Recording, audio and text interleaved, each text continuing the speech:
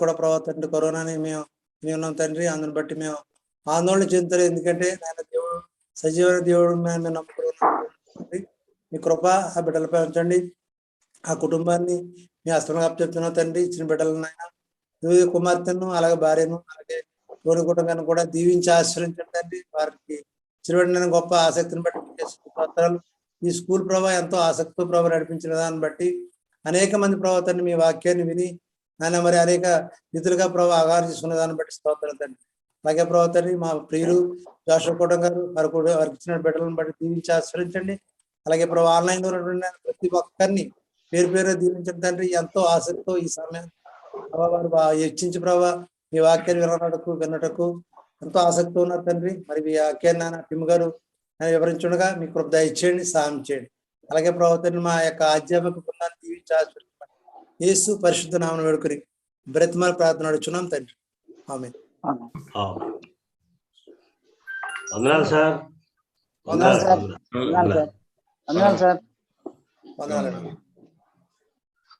Okay, go ahead and share. Let's see. All right. Good morning, brethren and friends. Morning. Thank you. Very good morning. సోదరులారా, స్నేహితులారా, మీకు Glad to be able to be with you again for a continuation of our study of Christian evidences. క్రైస్తవ నిరూపణల గురించి చదవడానికి మళ్ళా నేను ఈరోజు వచ్చాను.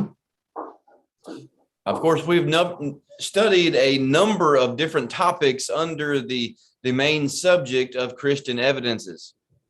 క్రైస్తవ నిరూపణలు అన్నటువంటి దాని గురించి మనం నేర్చుకుంటున్నప్పుడు దానిలో చాలా విషయాలు ఉన్నాయి. అవి కొన్ని ఈ రోజు మాట్లాడుకుందాం. And as we have time later, maybe we'll go back and review some of what we've covered already. కనుక మనకు సమయం దొరికితే కనుక అంతకుముందు చెప్పిన విషయాలు కూడా మనం కొన్ని తిరిగి ధ్యానించుకుందాం. But I want to begin today by looking at the age of the earth. ఈ రోజు అంశం ఏంటంటే భూమి యొక్క వయస్సు, the age of the earth, భూమి యొక్క వయస్సు. How old is this earth that we live on? మనం జీవిస్తున్నటువంటి ఈ భూమికి ఎంత వయసు ఉంది?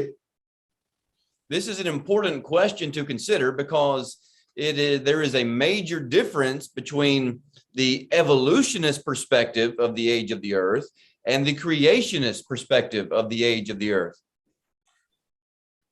మనం ఈ విషయాన్ని తెలుసుకోవాలి. ఎందుకంటే ఈ లోకంలో దీని గురించి రెండు బోధలు ఉన్నాయి, రెండు రకాల బోధలు. ఒకటి ఏంటంటే పరిణామ సిద్ధాంతవాదులు ఏమంటారంటే, ఒకటి చెప్తారు మన సృష్టిని నమ్మేవారు, ఇంకొకటి చెప్తారు. If you were to ask the average person how old the earth is, what would he say? ఎవరన్నా కనుక సామాన్య మనుషుని కనుక అడిగినట్లయితే ఆయన ఏం చెప్తాడు? Well, if he knows something about what is commonly taught in science classes, he knows that evolutionists say that the earth is 4.5 to 5 billion years old. మామూలుగా సాధారణ వ్యక్తిని అడిగినట్లయితే సైన్స్ పుస్తకాల్లో ఏమైతే బోధిస్తున్నారో దానిలో ఉన్న విషయాన్ని చెప్తారు. అదేంటంటే భూమికి అంటే భూమి ఏర్పడి ఇంచుమించుగా 450 కోట్ల నుండి 500 కోట్లు సంవత్సరాల వయసు ఉందని చెప్తారు వాళ్ళు. అర్థమైంది కదా? అంటే కనీసం అంటే వాళ్ళు ఒక 500 కోట్ల సంవత్సరాలు అని చెప్తారు. Now, these numbers, 4.5 to 5 billion years old, those are numbers that are so large, it's difficult to even comprehend. కనుక మనం అంటే 450 నుండి 500 కోట్లు అని చెప్పినప్పుడు ఆ విషయానికి మనం సరిగా అర్థం కూడా చేసుకోలేము. But some scientists actually claim the earth is even much older than, or the universe is even much older than that.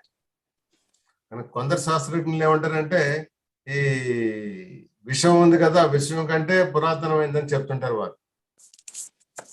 And actually, since this is the common position that many scientists hold, it is generally believed that if you just don't accept this age of the earth, then you must be ignorant. This is the position that most people hold. కనుక శాస్త్రజ్ఞులు ఏమైతే చెప్తున్నారో అది అంటే మన సత్యమని కనుక నమ్మకపోతే మనల్ని వెర్రి వాళ్ళగా వాళ్ళు లెక్క పెడతారు అనమాట. But here's something that we need to remember, friends. కనుక మనం ఒక సంగతిని ఇక్కడ గుర్తుపెట్టుకోవాలి. If evolutionists are going to have any argument at all, they have to have time, and a lot of time. కనుక ఈ పరిణామ సిద్ధాంతవాదులు కనుక పరిణామం ద్వారా సమస్తం కలిగింది అన్నట్లయితే ఈ విషయం అంతా కూడా ఆరంభించబడడానికి చాలా సమయం పట్టి ఉండాలి, దానికి చాలా సమయం కావాలన్నమాట. Evolutionists disagree among themselves about many different things concerning the origin of the universe and how it started and how life began and so forth. కనుక ఈ విషయం అంతా కూడా ఎలా వచ్చింది, ఎలా ఆరంభించబడింది, అంటే వాళ్ళ ప్రాణం అంటే జీవం అన్నది ఎలాగొచ్చింది అన్న దాని విషయంలో కూడా మనం చూసినట్లయితే ఈ శాస్త్రజ్ఞులకే, ఈ పరిణామ సిద్ధాంతవాదులు ఉన్నారు, వారికే అంటే రకరకాలైనటువంటి భిన్నాభిప్రాయాలు ఉన్నాయి. But there is one thing that they all agree on unanimously, and that is they need time. Time is essential for any type of argument they have. కనుక వాళ్ళు ఏ విషయం అంటే వాదించినా కూడా దానికి ఏంటనమాట, వాళ్ళు సమయం గురించి మాట్లాడుతుంటారు అనమాట. చాలా సమయం ఉంది, దీనికి చాలా సమయం పట్టింది పరిణామం చెందడానికని వారు చెప్తుంటారు. We know that material things cannot come from nothing.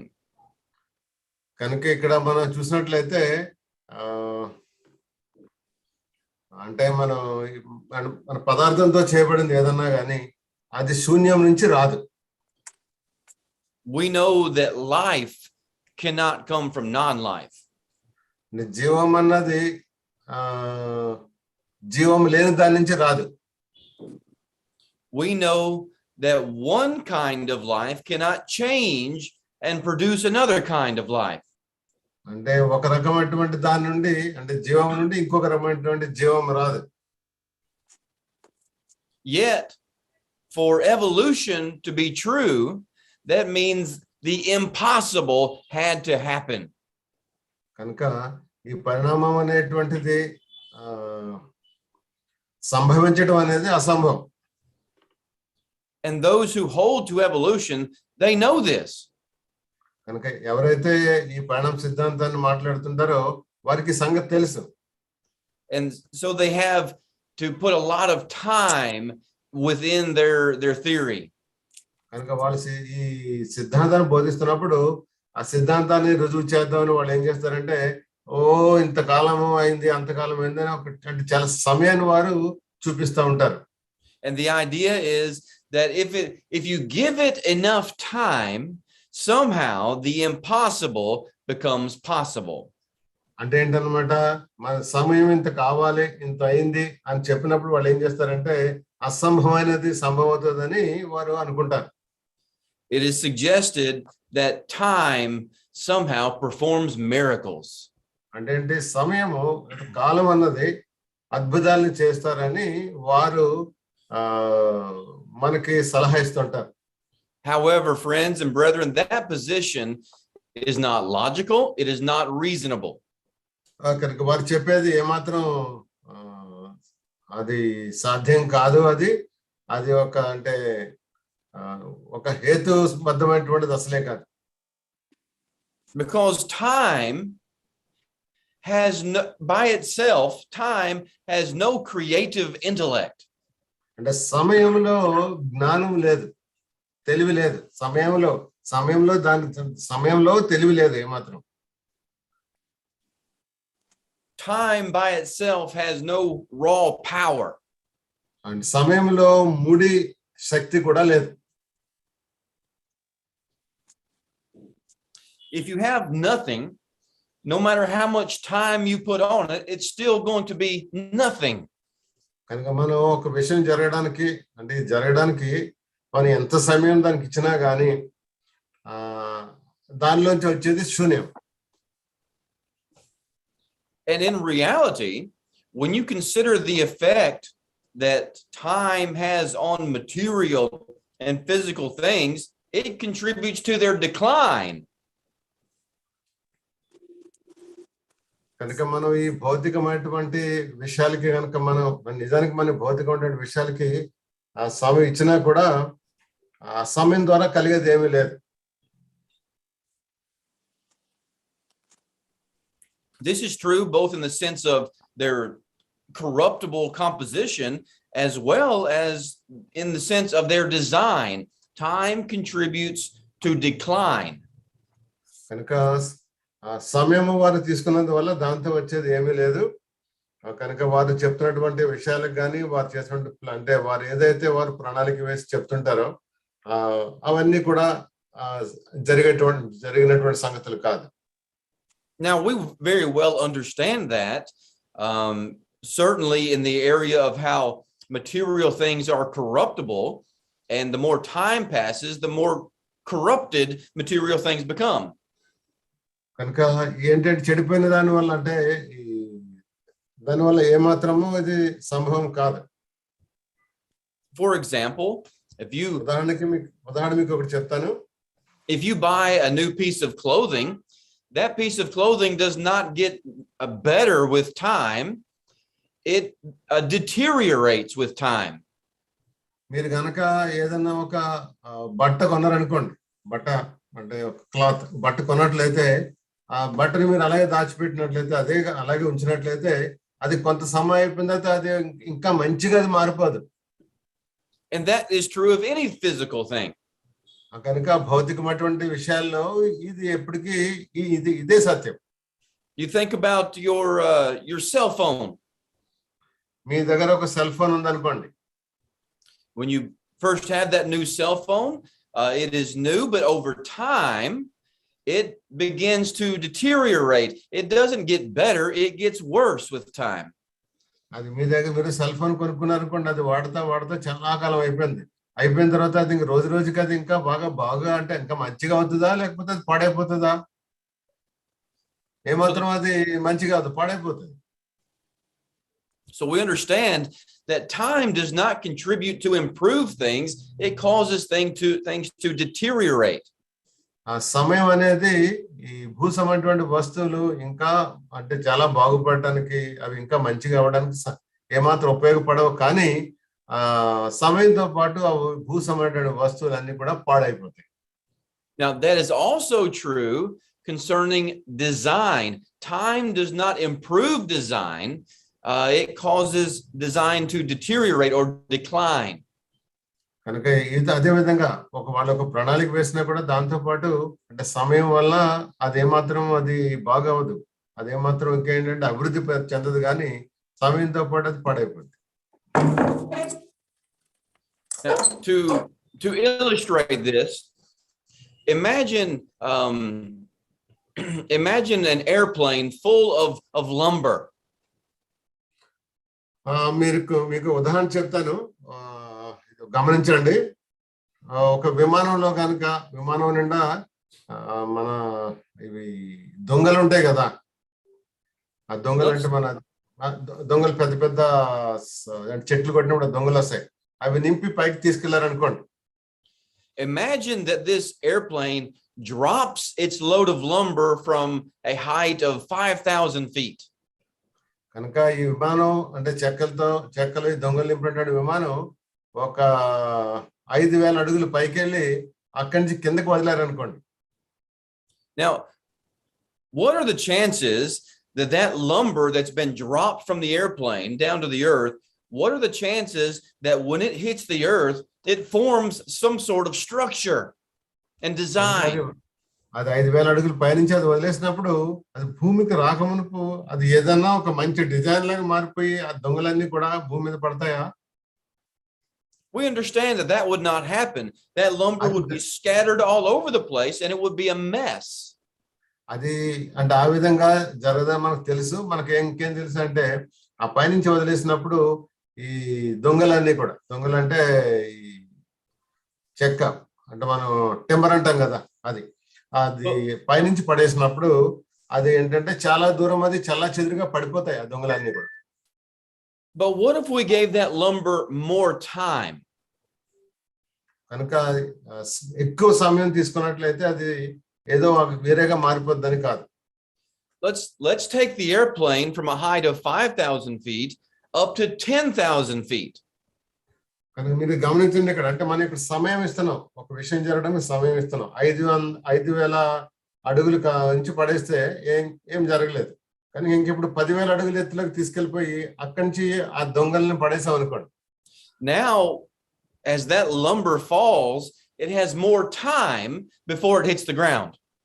కనుక అది భూమికి ఆ దొంగలు పైనుంచి పడి కిందకి తగలక ముందు. But is there a better chance of that lumber forming some design or some structure now? కనుక దొంగలన్నీ కూడా మారిపోయి వేరే విధంగా అంటే ఒక మంచి చక్కని ఒక డిజైన్ తోన దేంతోనా వస్తాయా? Well, no. In fact, as low as the chances were to begin with from 5,000 feet, the chances of it forming some sort of design or structure now are even lower. కనుక ఏంటన్నమాట, మనకి 5,000 అడుగుల నుంచి చేసినా 10,000 అడుగుల నుంచి చేసినా దానిలో ఏమాత్రం మార్పు రాదు. Because now that lumber is going to be scattered over an even wider area because it was dropped from a greater height.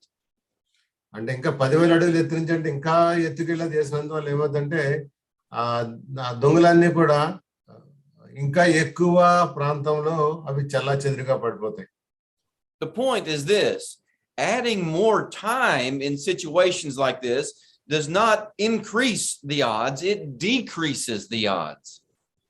కనుక ఈ విధంగా అంటే పైనుంచి చేసినందుకు ఇంకా మనకు సమయం ఇచ్చినందువల్ల, పై కింద నుంచి చేసాము 5,000 నుంచి వాళ్ళు 10,000 నుంచి చేసాము, ఇంకా సమయం ఇచ్చినందువల్ల దాంట్లో ఏమాత్రం కూడా ఈ పరిస్థితుల్లో దానికి మార్పు రాదు. కానీ ఈ ఇంకేంటంటే ఇంకా అది ఛాన్సెస్ ఇంకా తగ్గిపోతాయి అన్నమాట. Now, what if you were to ask a person how he knows how old the earth is? Not just ask him how old he thinks it is or what he's heard about it, but how he knows how old the earth is. కనుక ఎవరినైనా మనం ఈ భూమికి ఎంత వయసు ఉంది అని మనం అడిగాం అనుకోండి, అడిగితే వాళ్ళు ఏం చెప్తారు?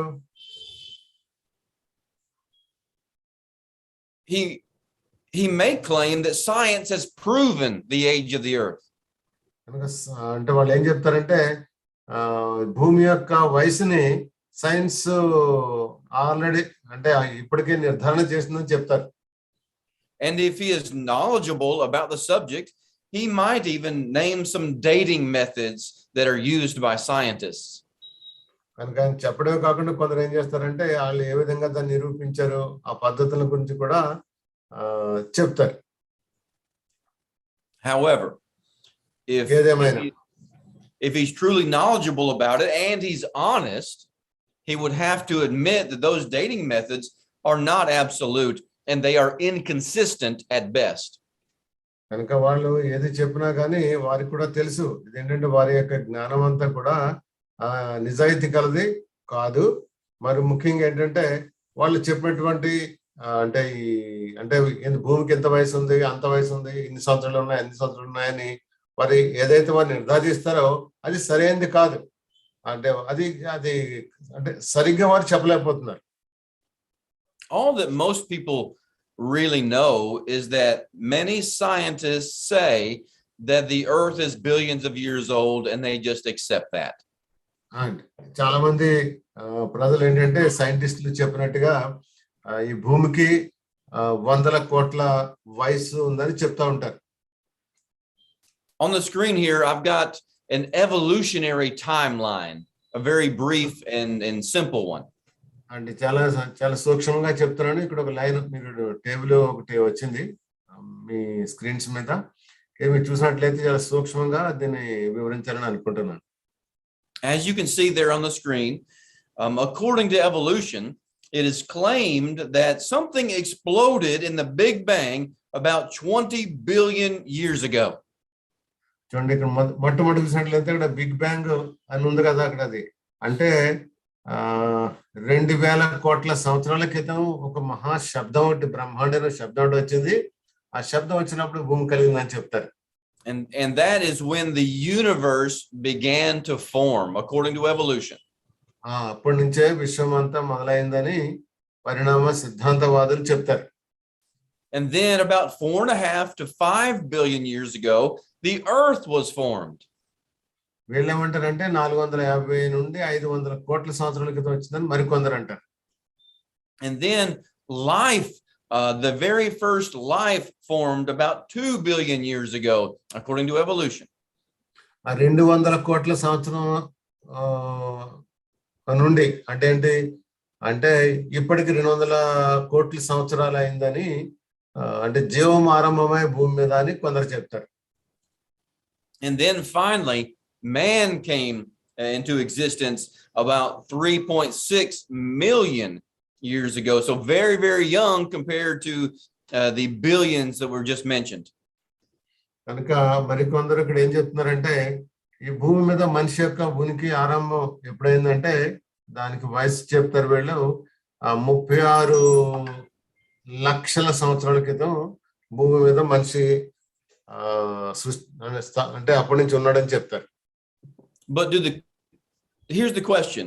Do the claims of evolution make such things fact and reality?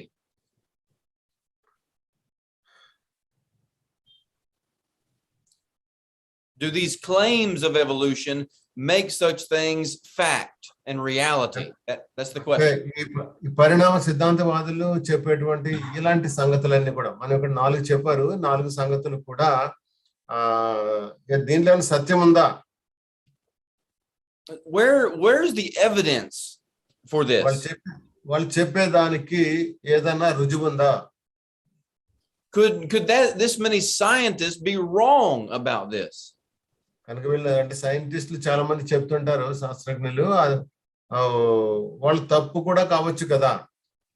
Well, the truth is that although the average person believes that geologists and others have firmly concluded the earth is billions of years old, the truth is they have not proven that, and many of them will admit they have not. అంటే ఈ భూగోళ శాస్త్రజ్ఞులు ఉంటారు, వీళ్ళందరూ కూడా ఏం చెప్తారంటే కోట్ల కొలది సంవత్సరాల క్రితం భూమి ఆరంభమైందని చెప్తుంటారు.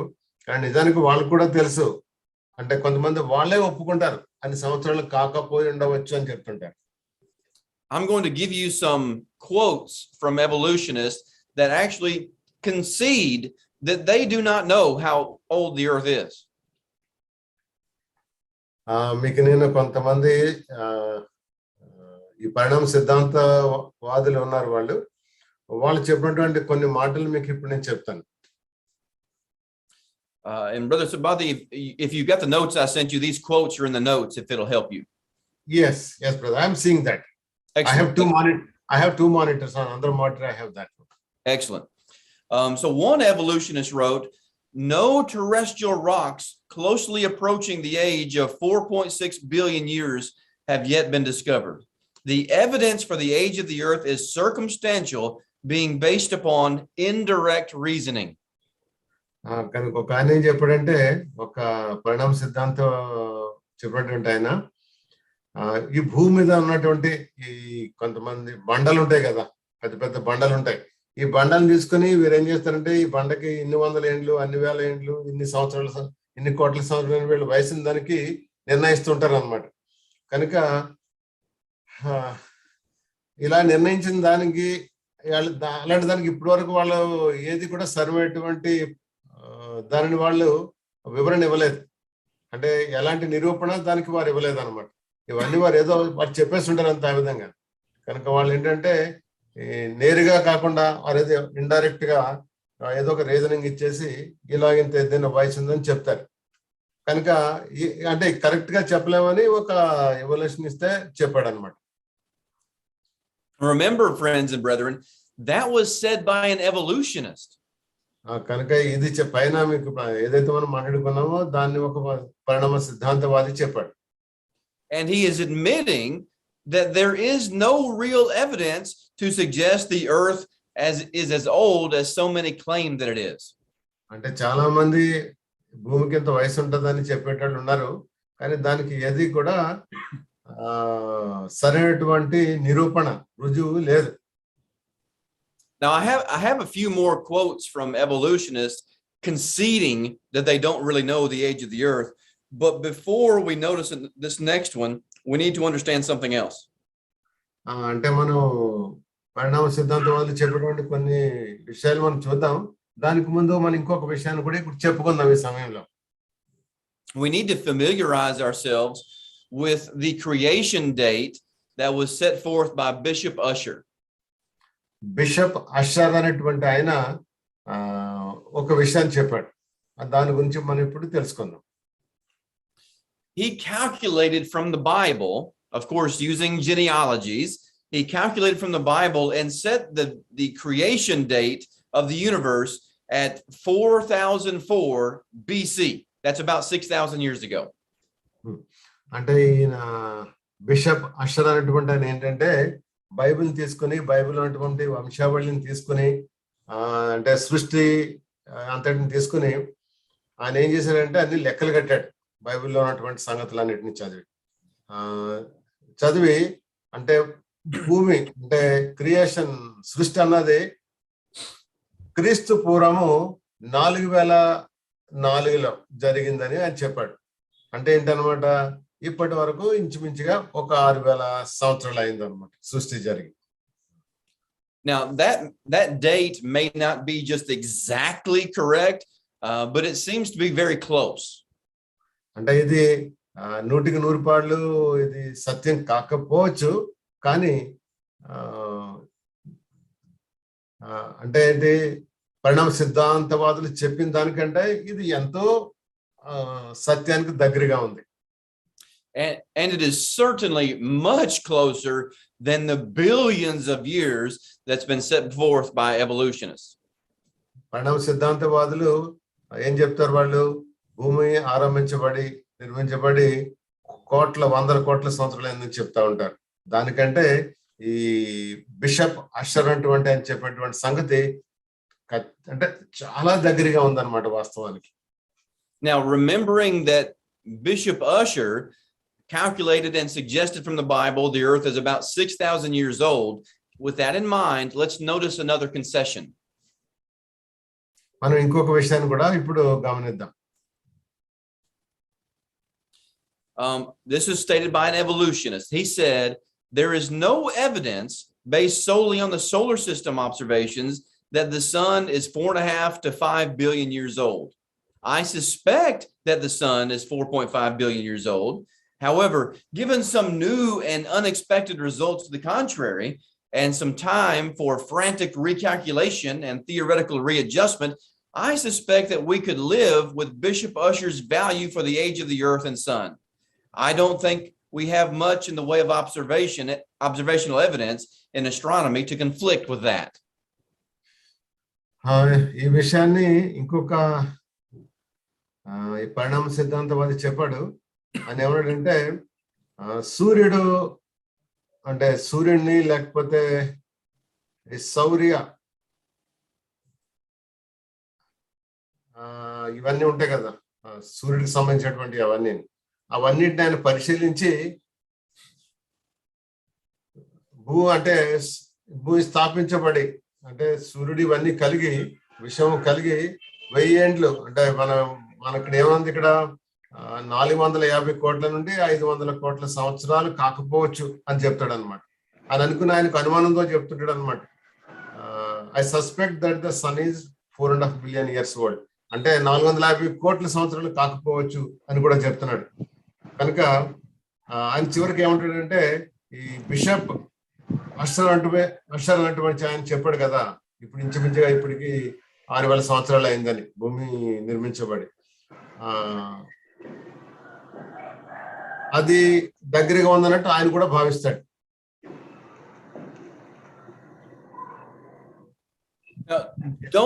Don't miss the significance of what he said here. ఆయన చెప్పిన దానిలో ప్రాముఖ్యమైన విషయాన్ని మనం మర్చిపోకూడదు. He believes the earth is 4.5 billion years old but admits there's no real evidence to show that the earth is any older than 6,000 years. That's astounding.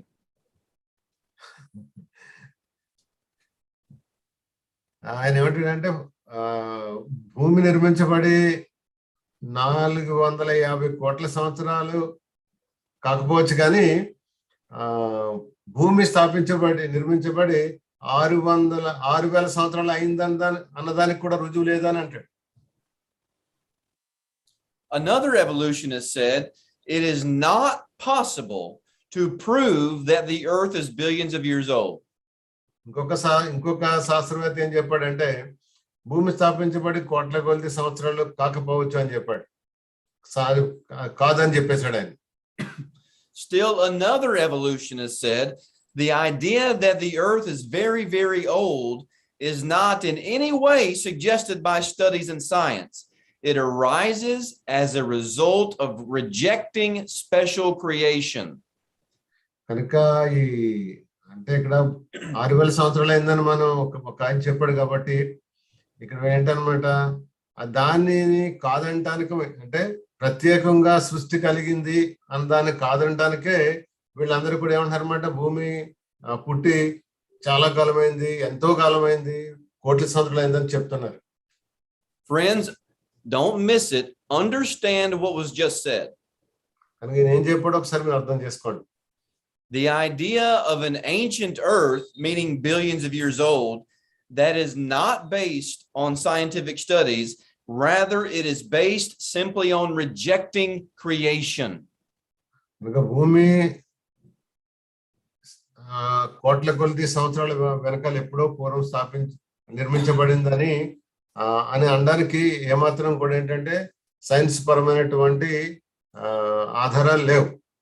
కానీ ఇది వాళ్ళు ఎందుకు చెప్తున్నారంటే ఈ సృష్టి జరిగింది అన్న దానిని వీళ్ళు కాదంటానికే వాళ్ళు ఈ విధంగా చెప్తున్నారు.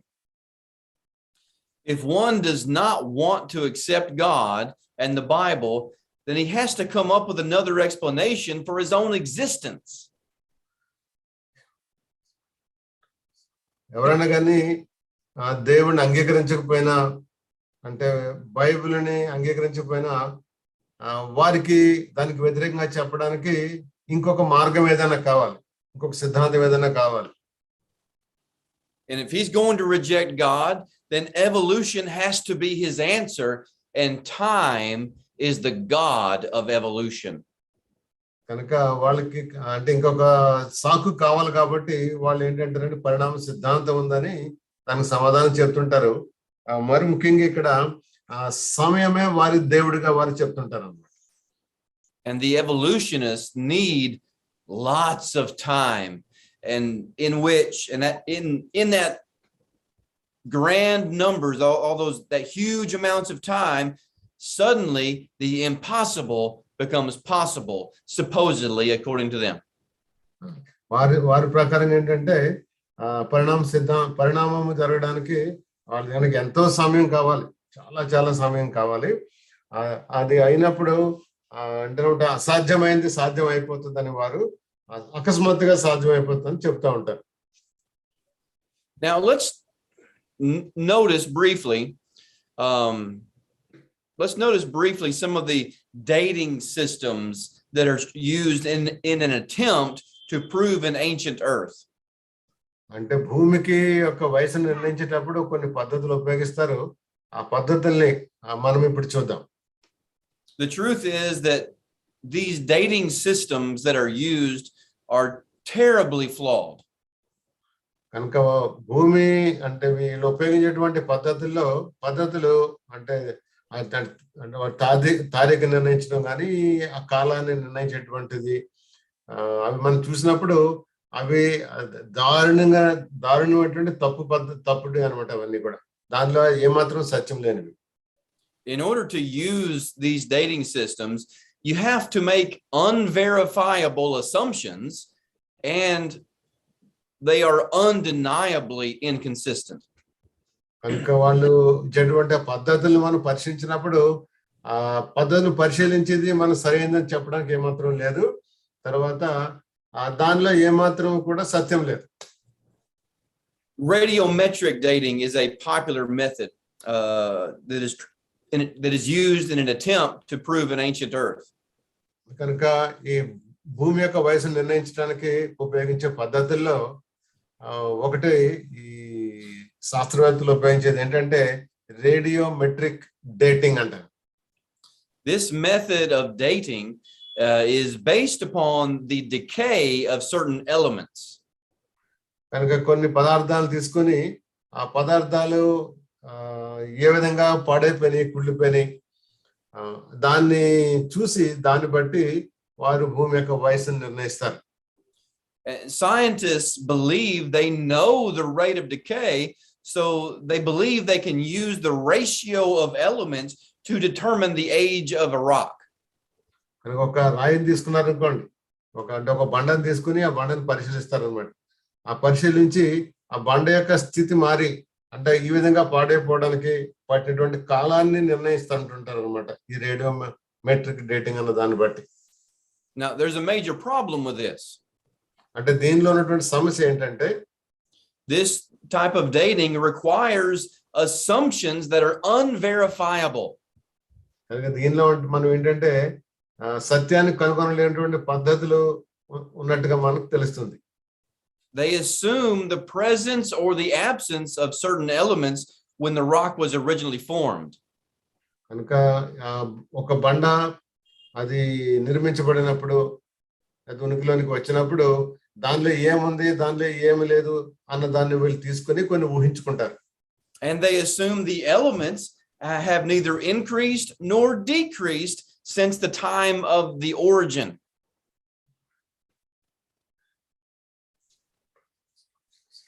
అంటే దానిలో ఉన్నటువంటి కొన్ని they assume the elements have neither increased nor decreased since the time of origin.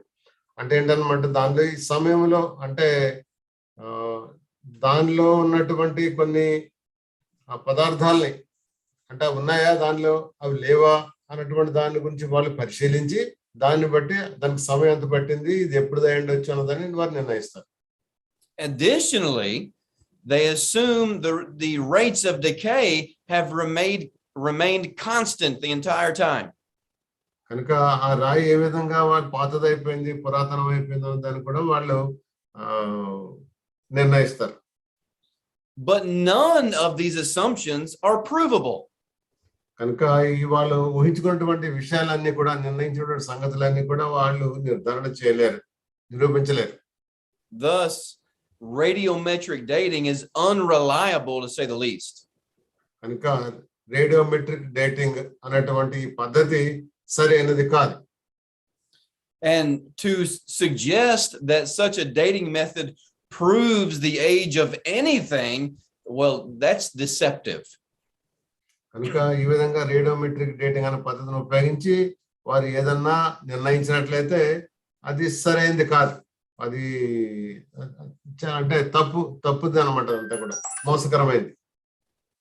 Also, it has been admitted that if some global disaster had occurred in the ancient past, then radiometric dating would be worthless because the atomic clock would essentially be reset because of that natural disaster. కనుక ఏదన్నా సహజంగా ఏదన్నా కనుక ఉపద్రవం సంభవించి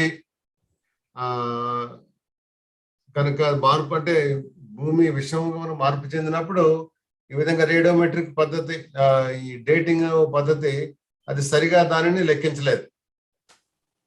Well, has there been a global disaster in the ancient past? అంటే ఏంటన్నమాట మనమేమో 6000 సంవత్సరాలు అయింది అంటున్నాం బైబిల్ ప్రకారంగా. అంటే దీనికి ముందు ఏదన్నా ఈ విషయంలో పెద్ద గందరగోళం జరిగిందా, అంటే ఉపద్రవం ఏదన్నా కలిగిందా? For a Bible believer, we absolutely believe there's been a global disaster. How about a global flood? కనుక మనకు అందరూ కూడా తెలుసు బైబిల్ని నమ్మేవారంగా మనకు అంటే ఒకసారి ప్రళయం వచ్చిందని, అంటే అది ప్రపంచం అంతా కూడా వచ్చింది. Now, if the global flood of the Bible was real, and we hold that it is if we are Bible believers, then that means radiometric dating is cannot be trusted because all of the assumptions are false. కనుక ఈ అంటే ప్రళయం వచ్చిందని మనం నమ్ముతాం కాబట్టి బైబిల్ని నమ్మేవారు మనం అంటే రేడియోమెట్రిక్ పద్ధతి అన్నదే అని మనం ఏమాత్రము నమ్మలేము, అదేమాత్రం నమ్మదగింది కాదు. Now notice with me some other inconsistencies in among different dating systems that are commonly used. అంటే భూమి యొక్క వయసును నిర్ణయించేటువంటి కొన్ని పద్ధతుల్లో ఈ పద్ధతుల్లో ఏమాత్రం వాస్తవం లేదని మనం అనుకోవడానికి కొన్ని విషయాలు మనం చూద్దాం. There was a lava formation in the Grand Canyon that was tested using two different radiometric methods. Notice the results. అంటే ఇక్కడ గ్రాండ్ కెనియన్ అనే ఒక అంటే కొండలు అన్నీ ఉంటాయి అక్కడ పర్వతాలాగా, అక్కడ ఉన్నటువంటి బండలన్నీ పరీక్షించారు, రెండు రకాలైనటువంటి పరీక్షలు చేశారు వాళ్ళు. ఆ పరీక్షల యొక్క వివరణ మీకు నేను చెప్తాను. The potassium argon dating method was used, and it said this lava formation was 860 million years old. కనుక అక్కడి నుంచి అంటే ఈ గ్రాండ్ కెనియన్ దగ్గర లావా వచ్చింది, ఆ వచ్చినప్పుడు అక్కడ ఉన్నటువంటి రాళ్లలో పొటాషియము ఆర్గాన్ ఎంత ఉన్నది అని వాళ్ళు పరీక్ష చేసి, ఆ పరీక్ష చేసిన దాన్ని బట్టి దగ్గర ఒక అంటే 86 కోట్ల సంవత్సరాలు అయి ఉండొచ్చు అని వారు చెప్పారు. And then the rubidium strontium dating method was used, and it said this same lava formation was 1.16 billion years old. అంటే అక్కడ నుండి లావాని తీసి వాళ్ళు పరీక్షించినప్పుడు ఆ పరీక్షలు చేశారంటే వీళ్ళు రుబిడియం స్ట్రాంటియం అనేటువంటి దాన్ని తీసి పరీక్షించి దాని యొక్క వయసు 116 కోట్లు ఉంటుందని వయసు, అంటే అంత వయసు ఉంటుందని చెప్పారు అన్నమాట, అన్ని సంవత్సరాల వయసు.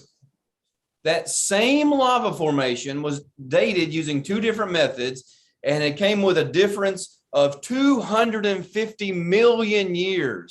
How can you say that these methods are accurate when they differ by that much? కనుక ఏంటన్నమాట, ఇప్పుడు మనకి రెండు రకాల పరీక్షలు చేసి వాళ్ళు రెండు రకాలటువంటి ఫలితాలు ఇచ్చారు. ఆ ఫలితాల వల్ల ఏంటంటే 250 మిలియన్ల సంవత్సరాల వ్యత్యాసం వచ్చేస్తుంది అనమాట. కనుక ఇది ఏ విధంగా సత్యం అవుతుంది? కాదు కదా. Now here's another example to show just how inconsistent and flawed these dating methods are.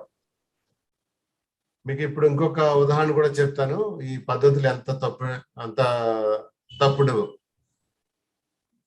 The same basalt rock in Nigeria was tested using 4 different methods. కనుక బసాల్ట్ రాక్ అనేటువంటి దానిని వీళ్ళు నైజీరియాలో పరీక్ష చేశారు. వాళ్ళు దీన్ని 4 పద్ధతులు వీళ్ళు పరీక్ష చేశారు.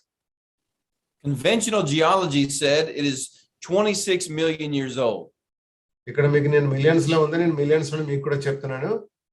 అంటే భూగర్భ అంటే శాస్త్ర పద్ధతిలో వీళ్ళు చేసినప్పుడు అది ఏంటంటే 26 మిలియన్ సంవత్సరాలు అని వారు చెప్పారు. Fission tracks said it is less than 30 million years old. అంటే ఇంకొక పద్ధతిలో చేస్తారంటే దీని పేరు ఫిజన్ ట్రాక్స్, దీని వల్ల చేస్తే 30 మిలియన్ అని వాళ్ళు చెప్పారు. Now that's a significant difference, but you can live with that if you're using these dating methods. But notice the other 2 methods that were used. కనుక ఇది కొద్దిగానే తేడా ఉంది, ఎక్కువ తేడా లేదు. కాబట్టి వాళ్ళు ఏం చేశారంటే మళ్ళీ ఇంకొక పరీక్ష కూడా వాళ్ళు చేశారు. పొటాషియం ఆర్గనాన్ అనేటువంటిది చూసినప్పుడు ఇది 95 మిలియన్ ఇయర్స్ ఉందని చెప్పారు భూమికి వయసు. తర్వాత యురేనియం హీలియం అనేటువంటి దాని గురించి చేశారు, చేస్తే వాళ్ళు 750 మిలియన్ సంవత్సరాల వయసు ఉందని చెప్పారు. Yes brother, second point. Among the 4 dating methods that were used, there's a range of 724 million years. కనుక మనం ఇక్కడ చూసినట్లయితే ఆ వ్యత్యాసము అంటే 4 పద్ధతులను వ్యత్యాసము 724 మిలియన్ సంవత్సరాలు ఉంది. these methods are inconsistent and totally unreliable. మనకి ఏమాత్రమే నమ్మదైనవి కావు, దీనిలో నమ్మడానికి ఏమీ లేదు. Here's another example. ఇంకొక ఉదాహరణ కూడా మీకు నేను చెప్తాను. Submarine basaltic rocks from the islands of Hawaii were tested, and they were known to have been formed less than 200 years ago from lava flow. కనుక హవాయి ద్వీపాల నుంచి వాళ్ళ సముద్ర గర్భం నుంచి కొన్ని రాళ్ళు కొన్ని బండలు తీసుకొచ్చి దాన్ని పరీక్ష చేస్తే దాంట్లో వాళ్ళు ఏమన్నారంటే ఇవి కూడా 200 ఏండ్లు అయి ఉండొచ్చు అని వాళ్ళు ఆ లావాను పరీక్ష చేసి చెప్పారు. Now, the dating methods that were used on these rocks ranged from 160 million years to nearly 3 billion years old. కనుక వాళ్ళ పరీక్షలు ఏంటంటే 200 నుండి 160 మిలియన్ సంవత్సరాలు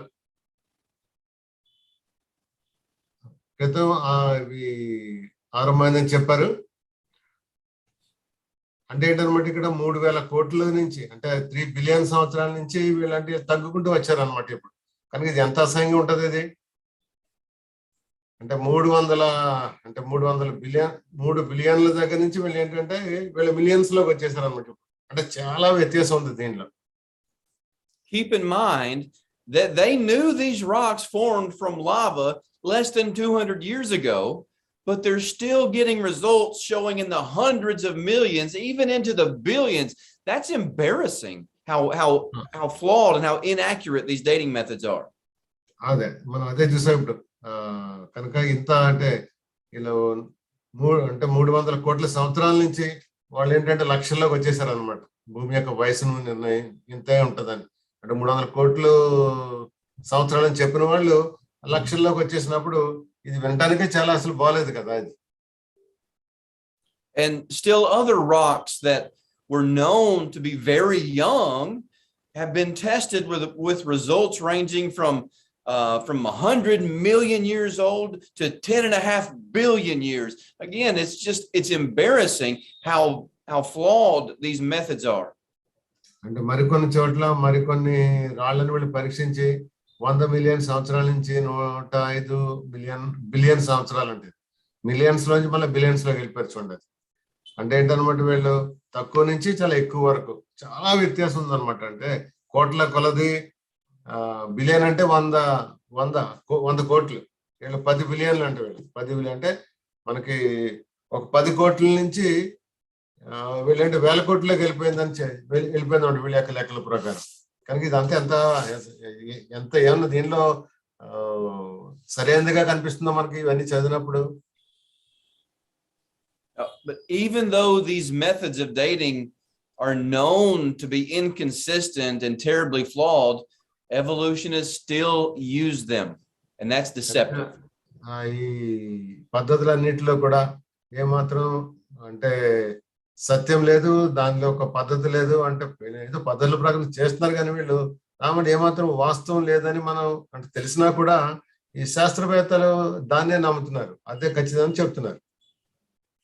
Now let's talk for just a few minutes about carbon-14 dating.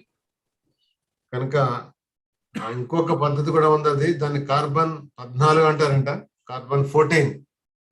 దీన్ని ఉపయోగించి కూడా ఈ భూమి యొక్క వయసుని నిర్ణయిస్తుంటారు. Carbon-14 is a method of dating that's used on material that was once living. Yeah, brother. Next. It is very commonly used, but it is admittedly useless beyond 50,000 years. కనుక సర్వసాధారణంగా ఏంటంటే వాళ్ళు చాలా మంది పద్ధతిని వాడుతూ ఉంటారు, ఈ పద్ధతిలో పరీక్షలు చేస్తుంటారు. కనుక ఇది కూడా అంటే ఒక 50,000 సంవత్సరాల కంటే వాళ్ళు ఎక్కువ చెప్పినప్పుడు ఈ పద్ధతి కూడా ఏమాత్రం సరైనది కాదు. But actually evidence suggests that it's unreliable even on a much shorter time period than that. కనుక 50,000 సంవత్సరాల కంటే కూడా తక్కువ చెప్పినా కూడా అది కూడా సరైనది కాదు, అది కూడా నమ్మశక్యమైనది కాదు. Carbon-14 dating relies on a constant level of carbon-14 in the atmosphere and a constant ratio of carbon-14 to carbon-12. కనుక ఇక్కడ రెండు పద్ధతులు అన్నమాట. కార్బన్ 14, కార్బన్ 12 అని ఉంటాయి. రెండు పద్ధతితో వాళ్ళు చేసినప్పుడు అంటే వాతావరణాన్ని పరిశీలించి కూడా వాళ్ళు చెప్తుంటారు అనమాట. అంటే 14 నుంచి 12 ఉందని చెప్తా ఉంటారు. However, the ratio of carbon 14 to carbon 12 has been shown to vary. It's not consistent. కనుక ఇదేంటి, ఇది సరిగా లేకుండా ఇదేంటంటే ఇది 14 నుండి 12 వరకు వెళ్ళిందని చెప్తా ఉంటారు. And notice at least one reason why. ఆ కారణం చూడండి. The amount of cosmic rays affect the amount of carbon 14, and the Earth's magnetic field affects the amount of cosmic rays. But we know that the Earth's magnetic field is decreasing. So the result is more carbon 14, which makes things appear to be older than what they actually are. ఇక్కడ అంటే ఇక్కడ carbon శాతాన్ని ration గురించి మాట్లాడుతున్నారు.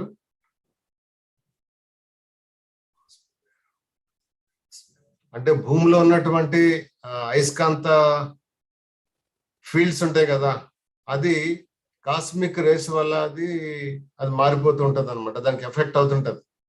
కనుక దాన్ని అనుసరించి వీళ్ళు ఈ పద్ధతిలో పరీక్షిస్తారు అనమాట. దీన్ని పరీక్షించి భూమికి ఎంత వయసుందో నిర్ణయిస్తుంటారు.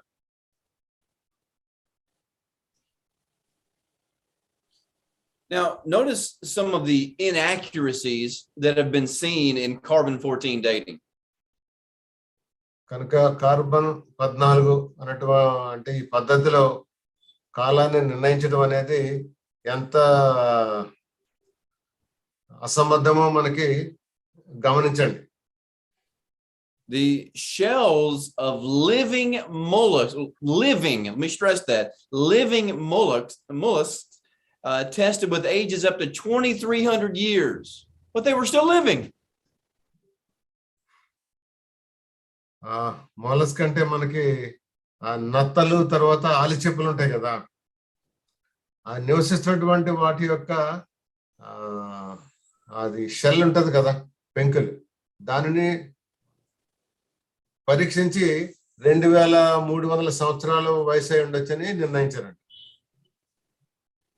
Also, freshly killed seals have dated at 1,300 years, while mummified seals have dated as high as 4,600 years.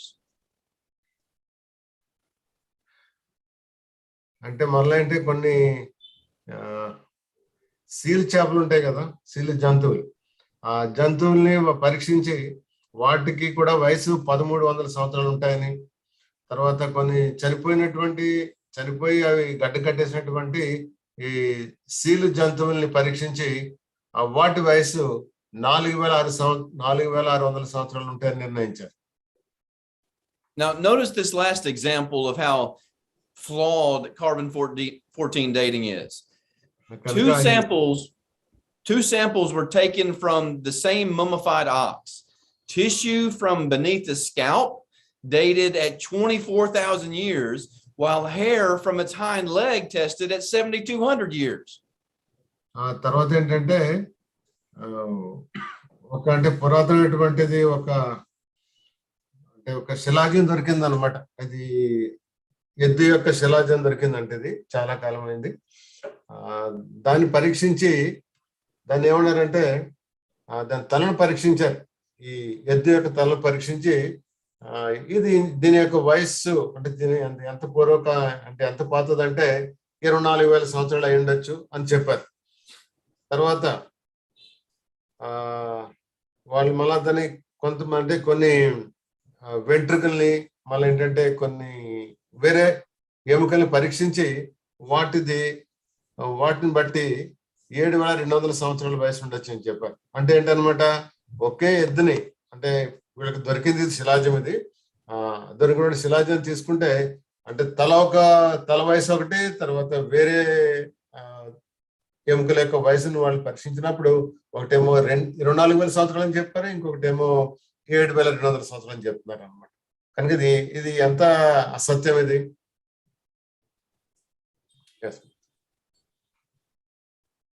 The point is this, friends and brethren, these dating methods cannot be trusted. They are completely inaccurate and inconsistent. కనుక ఈ అంటే భూమి యొక్క వయసును నిర్ణయించడానికి చేస్తున్నటువంటి ఈ ప్రయత్నాల్లో ఉపయోగించే పద్ధతులన్నీ ఎంత నమ్మదగినవి ఇవి? అది ఏమాత్రం కూడా సరైనవి కావు, ఏమాత్రం వాటిని నమ్మలేము. And the only reason anyone would pay attention to them is if you have a vested interest in time as an evolutionist does. కనుక ఈ పరిణామ సిద్ధాంతవాదులు మాట్లాడుతున్నట్టుగానే సమయాన్ని బట్టి మారిపోతాయి అని కనుక అనుకున్నట్లయితే అప్పుడు మనం ఈ విషయాల గురించి ఆలోచించాలి, లేకపోతే దీనిలో ఏమాత్రం కూడా సత్యము లేదు. So the evidence does not prove that the earth is billions of years old, but is there any evidence for a young earth? కనుక ఏంటన్నమాట, ఈ పద్ధతులన్నీ కూడా ఉపయోగించి భూమి యొక్క వయసు కోట్ల కొలది సంవత్సరాలు ఉంటదని చెప్పడానికి ఇక్కడ వాళ్ళ దగ్గర ఏమాత్రం ఆధారాలు లేవు, రుజువులు లేవు.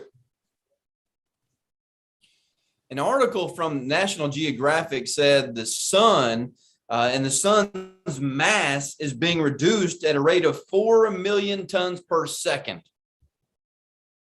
1965 సంవత్సరంలో నేషనల్ జాగ్రఫిక్ అనేటువంటి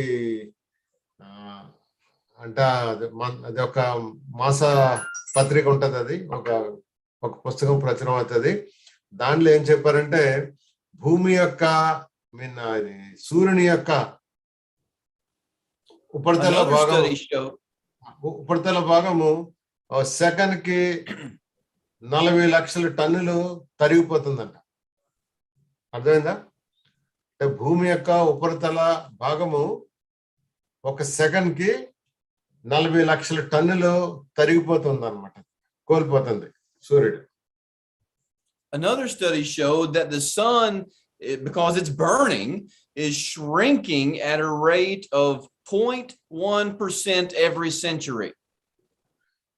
ఇంకొక స్టడీలో వాళ్ళు ఏం చెప్పారంటే 0.1% అంటే భూమి ఎప్పుడు కూడా కాలుతూ ఉంటది కాబట్టి దాని యొక్క ఉపరితల భాగం అంతా కూడా 100 సంవత్సరాలకు ఒకసారి 0.1% అది తగ్గిపోతుందని చెప్పారు. Now, if that's been a consistent rate over time, we can take that figure and go back in time and find, well, that means 100,000 years ago, the sun would have been twice its present size.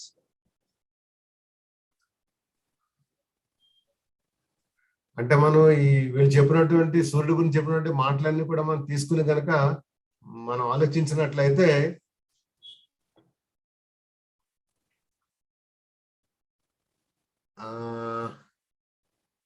అంటే గత 1,00,000 సంవత్సరాల నుంచి ఈ భూమి అంటే సూర్యుని గురించి ఆలోచించినట్లయితే అది ఇప్పుడే ఇదేంటంటే దానిలో ఒక సగం అయిపోయింది అనమాట ఇప్పుడు. Now, if you take that number and you continue to go back in time, that means that about 20 million years ago, the sun would have actually been touching the earth.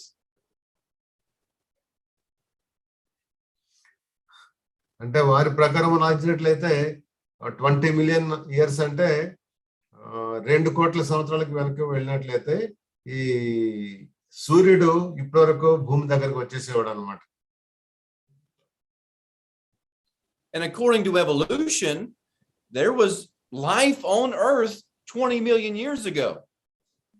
కనుక 2 కోట్ల సంవత్సరం క్రితమే వచ్చిందని పరిణామ సిద్ధాంతవాదులు చెప్తుంటారు భూమి మీదకి జీవం.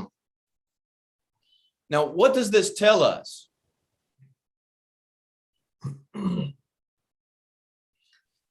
తర్వాత మనం ఏంటంటే స్టెలాక్టిటైట్స్ అంటే ఇవి not yet, brother. Think about what this tells us about the sun and the earth for a moment. కనుక ఒకసారి మనం ఈ భూమి గురించి సూర్యుడి గురించి ఆలోచిద్దాం. It tells us that the sun and the earth must not be nearly as old as what evolutionists say, because the sun is shrinking in size slowly. అంటే ఏంటన్నమాట, ఈ పరిణామ సిద్ధాంతవాదులు చెప్తున్నట్టుగా మనం ఆలోచించినట్లయితే ఇప్పటి వరకు సూర్యుడు చాలా చిన్నగా అయిపోయి ఉండాలి. Now, think about more evidence for a young Earth. Stalactites and stalagmites or cave formations. కనుక ఇక్కడ కేవ్ అంటే గుహలు ఏర్పడటం గురించి ఇప్పుడు ఒకసారి చూద్దాం. గుహలు ఉంటాయి కదా, caves. It is generally believed that it takes about 100 years to form 1 inch of a stalactite or a stalagmite.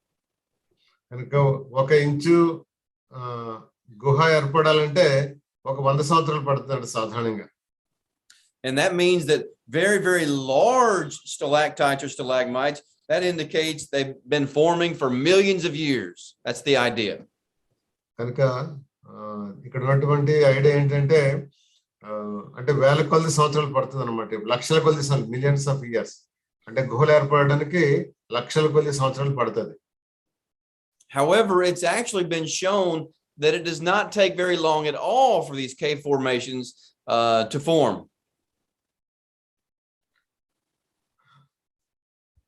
కనుక ఈ గుహలు ఏర్పడడానికి చాలా సమయం పడుతుంది. దాని గురించి చూద్దాం. In fact, a bat has been found preserved in a stalagmite. Think about what that means. In order for the bat to be preserved without it decaying, that stalagmite must have formed very quickly around the bat. కనుక ఒక గబ్బిలాన్ని తీసుకున్నట్లయితే ఆ గబ్బిలం ఇలాగ గుహలో కనిపించింది అనుకోండి, అది ఎదగడానికి అంటే వేగంగా ఎదగడానికి లేకుంటే అది పాడైపోవడానికి చాలా కాలం పడుతుంది. Also, stalactites that are 5 feet long have been found forming from the foundation of the Lincoln Memorial in Washington, D.C. Washington డిసిలో ఇలాంటి గుహలు ఉన్నాయన్నమాట. 5 ఫీట్లు పొడవునటువంటి గుహలు. Now, if it takes 100 years for 1 inch of a stalactite or stalagmite to form, then that means the Lincoln Memorial would have to be 6,000 years old. But in reality, it was built in 1923. కనుక 100 ఏళ్ళకి 1 inch చొప్పున మనం లెక్క పెట్టినట్లయితే ఈ Lincoln memorial దగ్గర ఉన్నటువంటి ఈ గుహకి 6,000 సంవత్సరాల క్రితం అది జరిగి ఉండాలి. 6,000 సంవత్సరాల క్రితం. So although stalactites and stalagmites are generally believed to take a long time to form, we actually know it does not take long at all under certain conditions. అంటే కొన్ని పరిస్థితుల్లో ఇలాంటి గుహలు ఏర్పడడానికి చాలా కాలం ఏమి పట్టదు, అని తక్కువ కాలంలోనే ఇవి ఏర్పడతాయి గుహలు. Now, what about petrification? Petrification is the changing of a plant or an animal body into stone. ఇంకొకటి కూడా ఉంది, పెట్రిఫికేషన్ అని. దానికి అర్థం ఏంటంటే అంటే ఏదైనా వృక్షాలు కానీ లేకపోతే జంతువుల యొక్క కళేబరములు కానీ అవి రాయిలాగా మారిపోతాయి. And it's generally believed that this process takes millions of years, so the earth must be millions of years old.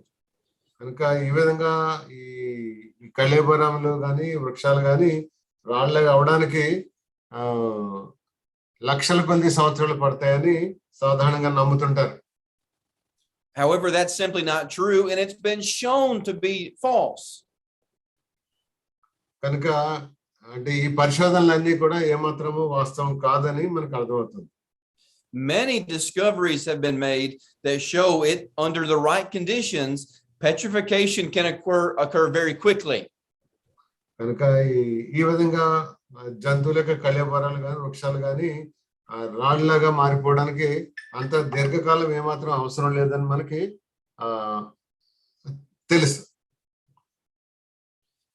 In the 1950s, a young boy planted a few apple trees for a high school project. And less than 20 years later, when that land was disked by other farmers, they found petrified apples. 1950 సంవత్సరంలో ఒక high school విద్యార్థి కొన్ని Apple వృక్షాలని నాటాడు. Apple వృక్షాలు నాటినప్పుడు అది 20 సంవత్సరాల తర్వాత అవన్నీ కూడా కప్పివేయబడ్డాయి అన్నమాట. ఆ తర్వాత కొంతమంది దాన్ని తవ్వినప్పుడు అక్కడ ఆ ప్రాంతంలో యాపిల్ రాళ్ళు దొరికాయి, అంటే యాపిల్ లాంటి రాళ్ళు. Clearly, the process of petrification does not take millions of years. It can happen very quickly. కనుక ఈ విధంగా అంటే ఏదైనా పండ్లు కానీ రాళ్ళు కానీ ఏదైనా జంతు కళ్యాబరాలు అవి గట్టి పడిపోయి రాయిలాగా అయిపోవడానికి దానికి లక్షల కోట్ల సంవత్సరాలు ఏమీ అవసరం లేదు. అది తొందరలోనే ఆ విధంగా అవడానికి అవకాశం ఉంది. Now, we plan to look at more physical evidence as we have time when we consider the fossil record, but this gives us an idea of where the real evidence is pointing. It's not toward millions of years, billions of years in evolution. It points to a young Earth. కనుక మనకి ఏంటన్నమాట ఈ విధంగా భౌతికమైనటువంటి నిరూపణలు ఏమి కూడా లేవు. దీన్ని నిరూపించడానికి కొన్నిసార్లు మనం శిలాజాలు అంటాం. అంటే ఈ విధంగానే జంతు కళ్యాబరాలు కానీ చెట్లు కానీ కొన్ని వస్తువులు అవన్నీ కూడా ఏంటంటే అవి శిలాజలాగా మారిపోతాయి. అవి మారిపోయిన దాన్ని బట్టి దానికి ఏదో కోట్లు లక్షల సంవత్సరాలు కాదు కానీ భూమి ఏర్పడి అది భూమి యొక్క వయసు చాలా తక్కువే ఉంటుందని దాన్ని బట్టి మనం అర్థం చేసుకోవచ్చు. Now let's take a look at the age of the earth and the age of mankind, looking at it from the Bible. అంటే బైబిల్ మనం చదివినప్పుడు మనకి ఏంటంటే భూమి యొక్క వయసు తర్వాత మానవుని యొక్క వయసు కూడా మనం చూడవచ్చు. Now our dating system that we still use today, it reveals that it's been around 2,000 years since Christ came to this earth. You know, the year is AD 2022. కనుక ఇప్పుడు మనం అంటే మనకి ఏంటంటే క్రీస్తు ఈ లోకానికి అంటే వచ్చి ఇంచుమించుగా 2000 సంవత్సరాలు అవుతుంది. దీన్ని మనం ఏంటంటే ఏడి అని పిలుస్తుంటాం, యానో డొమిని, మన ప్రభు యొక్క సంవత్సరం అని చెప్తాం. మన యొక్క పద్ధతులన్నీ దీని మీద ఆధారపడి ఉంటాయి, మనం నేర్చుకునేటి అన్ని కూడా. So it's been about 2,000 years from the present back to the time of Jesus. And as we look at the scriptures, we also understand it's been approximately 2,000 years from the time of Jesus back to the time of Abraham. ఇక్కడ చూడండి, అంటే క్రీస్తు నుండి Abraham వరకు ఇంచుమించుగా 55 తరాలు ఉంటుంది. అది ఒక 2000 సంవత్సరాలు. అక్కడ నుండి మళ్ళీ అబ్రహాం నుంచి ఆది వరకు చూసినట్లయితే అది కూడా 2000 సంవత్సరాలు ఉంటది అనమాట కాలం. కనుక yes brother, next point. And then it's been approximately another 2,000 years from the time of Abraham back to the time of Adam. కనుక ఏంటంటే మొత్తానికి అనమాట క్రీస్తు నుంచి ఇప్పటి వరకు 2000, అంతకు ముందు 4000, అంటే ఒక 6000 సంవత్సరాలు అయింది ఇప్పటివరకు కూడా. అంటే మనకి ఆదికాండం 1 ప్రకారంగా. So just using round numbers, that means mankind is approximately 6,000 years old. And of course, the earth is only 5 days older than mankind. Mankind being made on day 6 of creation. కనుక ఇవన్నీ మనం పరిశీలించినప్పుడు భూమి యొక్క వయసు ఇంచుమించుగా 6000 సంవత్సరాలు ఉంటది. మానవుడి కంటే భూమి ఒక 5 రోజులు పెద్దది, అంటే 5 రోజులు ముందుగా అది నిర్మించబడింది. Now, some have disputed this as actual evidence of a young earth and claim there are huge gaps in the genealogies in Genesis chapter 5. అంటే కొందరు ఏమంటారంటే దీన్ని ఒప్పుకోరు. ఆదికాండం 5వ అధ్యాయంలో ఇచ్చినటువంటి వంశావళులన్నీ కూడా అది పూర్తిగా లేవు, దాంట్లో అక్కడక్కడ కూడా కొన్ని సరిగా చెప్పబడలేదని చెప్తారు. However, we know, according to the Bible, there are no gaps in the first 7 generations, because Jude verse 14 says that Enoch was the 7th from Adam, and that's exactly what we find in Genesis 5. So there's no gaps there. కనుక మనకందరికీ కూడా తెలుసు, ఈ ఆదికాండం 5వ అధ్యాయం ఈ వంశావళిలో ఏమాత్రం కూడా మధ్య అంటే ఎక్కడ కూడా ఇవ్వనటువంటి సమాచారం లేదు. అవన్నీ కూడా సంపూర్ణంగా ఇవ్వబడ్డాయి. ఎందుకంటే యోధ పత్రిక 14 వచనంలో అక్కడ చెప్తాడు, ఆదాము నుంచి హనోకు వరకు అంటే 7 తరాలు ఉన్నాయని చెప్తున్నాడు అనమాట. కనుక దీనిలో ఏమాత్రం కూడా అసత్యం లేదు. ఇదంతా కూడా పూర్తిగా ఇవ్వబడినటువంటి సమయం. So to try and fit millions of years into supposed gaps in biblical genealogies when we know there were no gaps in the first 7 generations, well, that's not logical, it's not reasonable. కనుక ఇక్కడ ఏంటన్నమాట, ఈ పరిణామ సిద్ధాంతవాదులు ఈ భూమికి లక్షలు లేకపోతే కోట్ల వయసు ఉందని చెప్తుంటారు. కనుక మనం బైబిల్ దగ్గరికి వెళ్ళినట్లయితే అక్కడ మనకి మొత్తానికి 13 వంశావళి మనకి తరాలు అక్కడ మనకు కనిపిస్తున్నాయి. దాని ద్వారా ఏంటంటే మనకు పూర్తి సమాచారం దాంట్లో దొరుకుతుంది అనమాట. కనుక దాంట్లో ఏమాత్రం కూడా మధ్యలో ఏమో గ్యాప్స్ ఏమి లేవు. Now, some try to fit time into the Bible while Adam and Eve were still in the Garden of Eden.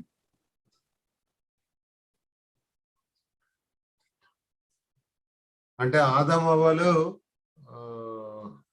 అంటే ఏదైనా వనంలో ఉన్నప్పటి నుంచే కొంత సమయాన్ని లెక్క కడతారు. But so the question is, how long were Adam and Eve in the garden? కనుక దాని ప్రకారం ఆదాము హవ్వలు ఏదైనా తోటలో ఎంతకాలం ఉన్నారని ప్రశ్న. Well, first we know that Adam and Eve were in the garden less than 930 years, because that's how long Adam lived on this earth. మొదటిగా ఏంటంటే చూసినట్లయితే ఆదాము హవ్వలు ఏదైనా వనంలో 930 సంవత్సరాలు ఉన్నారు. But although 930 years is far less than what the evolutionist scale desires for the time and the age of the earth, we can be sure that Adam and Eve actually spent a very short time in the Garden of Eden. కనుక ఆదాము హవ్వలు ఏదైనా వల్ల చాలా తక్కువ కాలం ఉన్నారు. కానీ మనం ఈ పరిణామ సిద్ధాంతవాదులకు వెళ్ళినట్లయితే వాళ్ళు ఎన్నో వేలు లక్షల కోట్ల సంవత్సరాలు భూమికి వయసు ఉందని వాళ్ళు చెప్తుంటారు. Now, why do I say that? Here's why.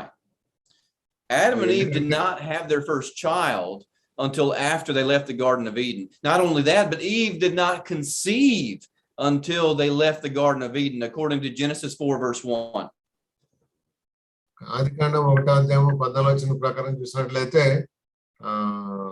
వీరికి అంటే ఆదాము హవ్వలకు పిల్లలు కలగక ముందే వారు ఏదైనా తోటను వదిలి వెళ్ళిపోయారు. Now that's significant because they had been commanded to be fruitful and multiply. Genesis 1 verse 28. ఆదికాండం 1:2 ఏం చెప్తున్నారంటే మీరు ఫలించి అభివృద్ధి పొందనని దేవుడు అక్కడ చెప్పాడు. Refusing to obey that command to be fruitful and multiply, that would have been sinful. But they did not sin until they partook of the forbidden fruit. వాళ్ళు ఫలించి అభివృద్ధి పొందినప్పుడు ఆ విధంగా వారు చేయకపోతే అది పాపం అయ్యేది. కానీ ఇక్కడ వాళ్ళు పాపం ఎప్పుడు చేశారంటే అక్కడ ఉన్నటువంటి ఆ పండుని తిన్నప్పుడు. So it's apparent that Adam and Eve had not refused or neglected the command to reproduce, but there simply had not been time for Eve to conceive. Therefore, they were in the garden a very short time. కనుక మీరు ఫలించి అభివృద్ధి పొందండి అన్నటువంటి ఆజ్ఞను వాళ్ళు ఏం తిరస్కరించలేదు. కానీ అంటే అక్కడ అంటే ఏదైనా వనంలోనే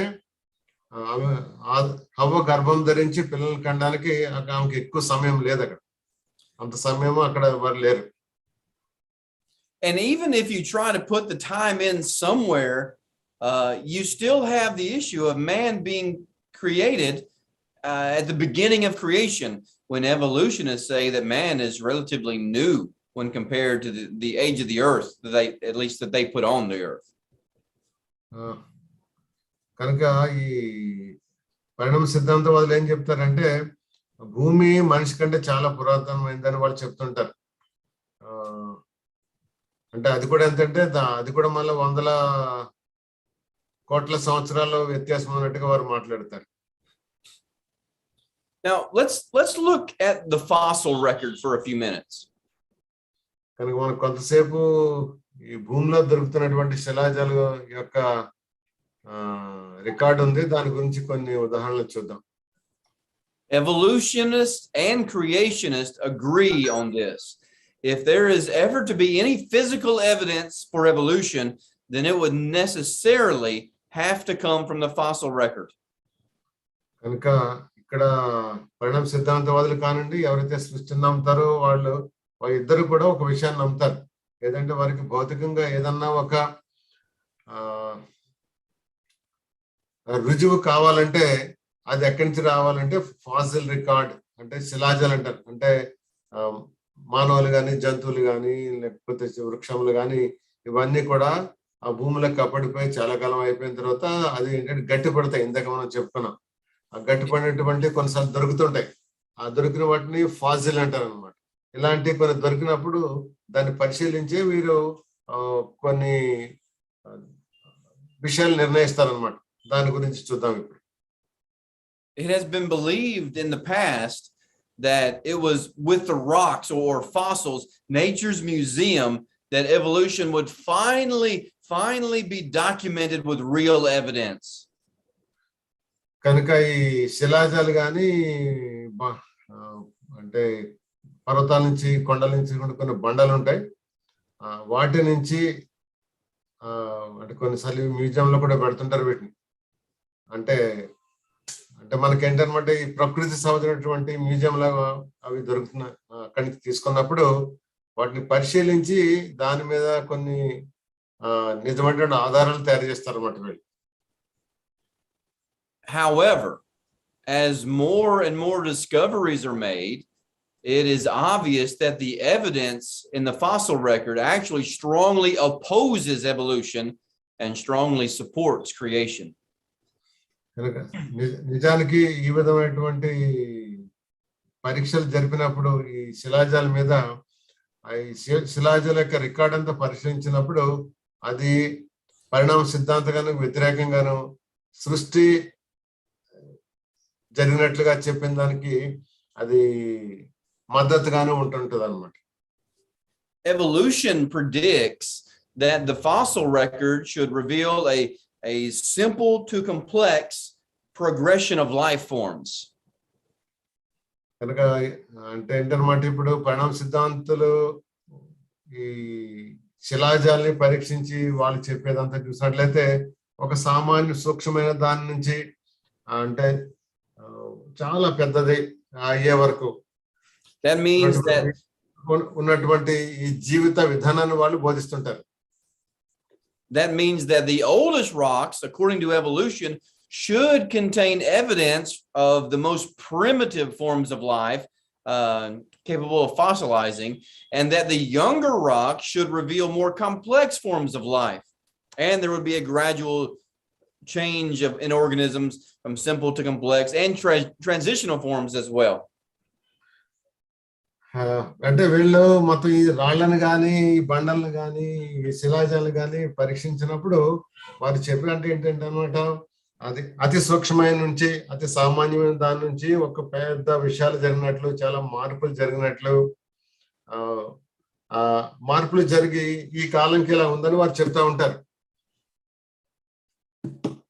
However, this progression of simple forms to complex forms with many intermediate forms, that is completely absent from the fossil record. Instead, what is found is a sudden appearance of fully formed, completely functional, well-designed organisms, all appearing at the same time with no transitional forms.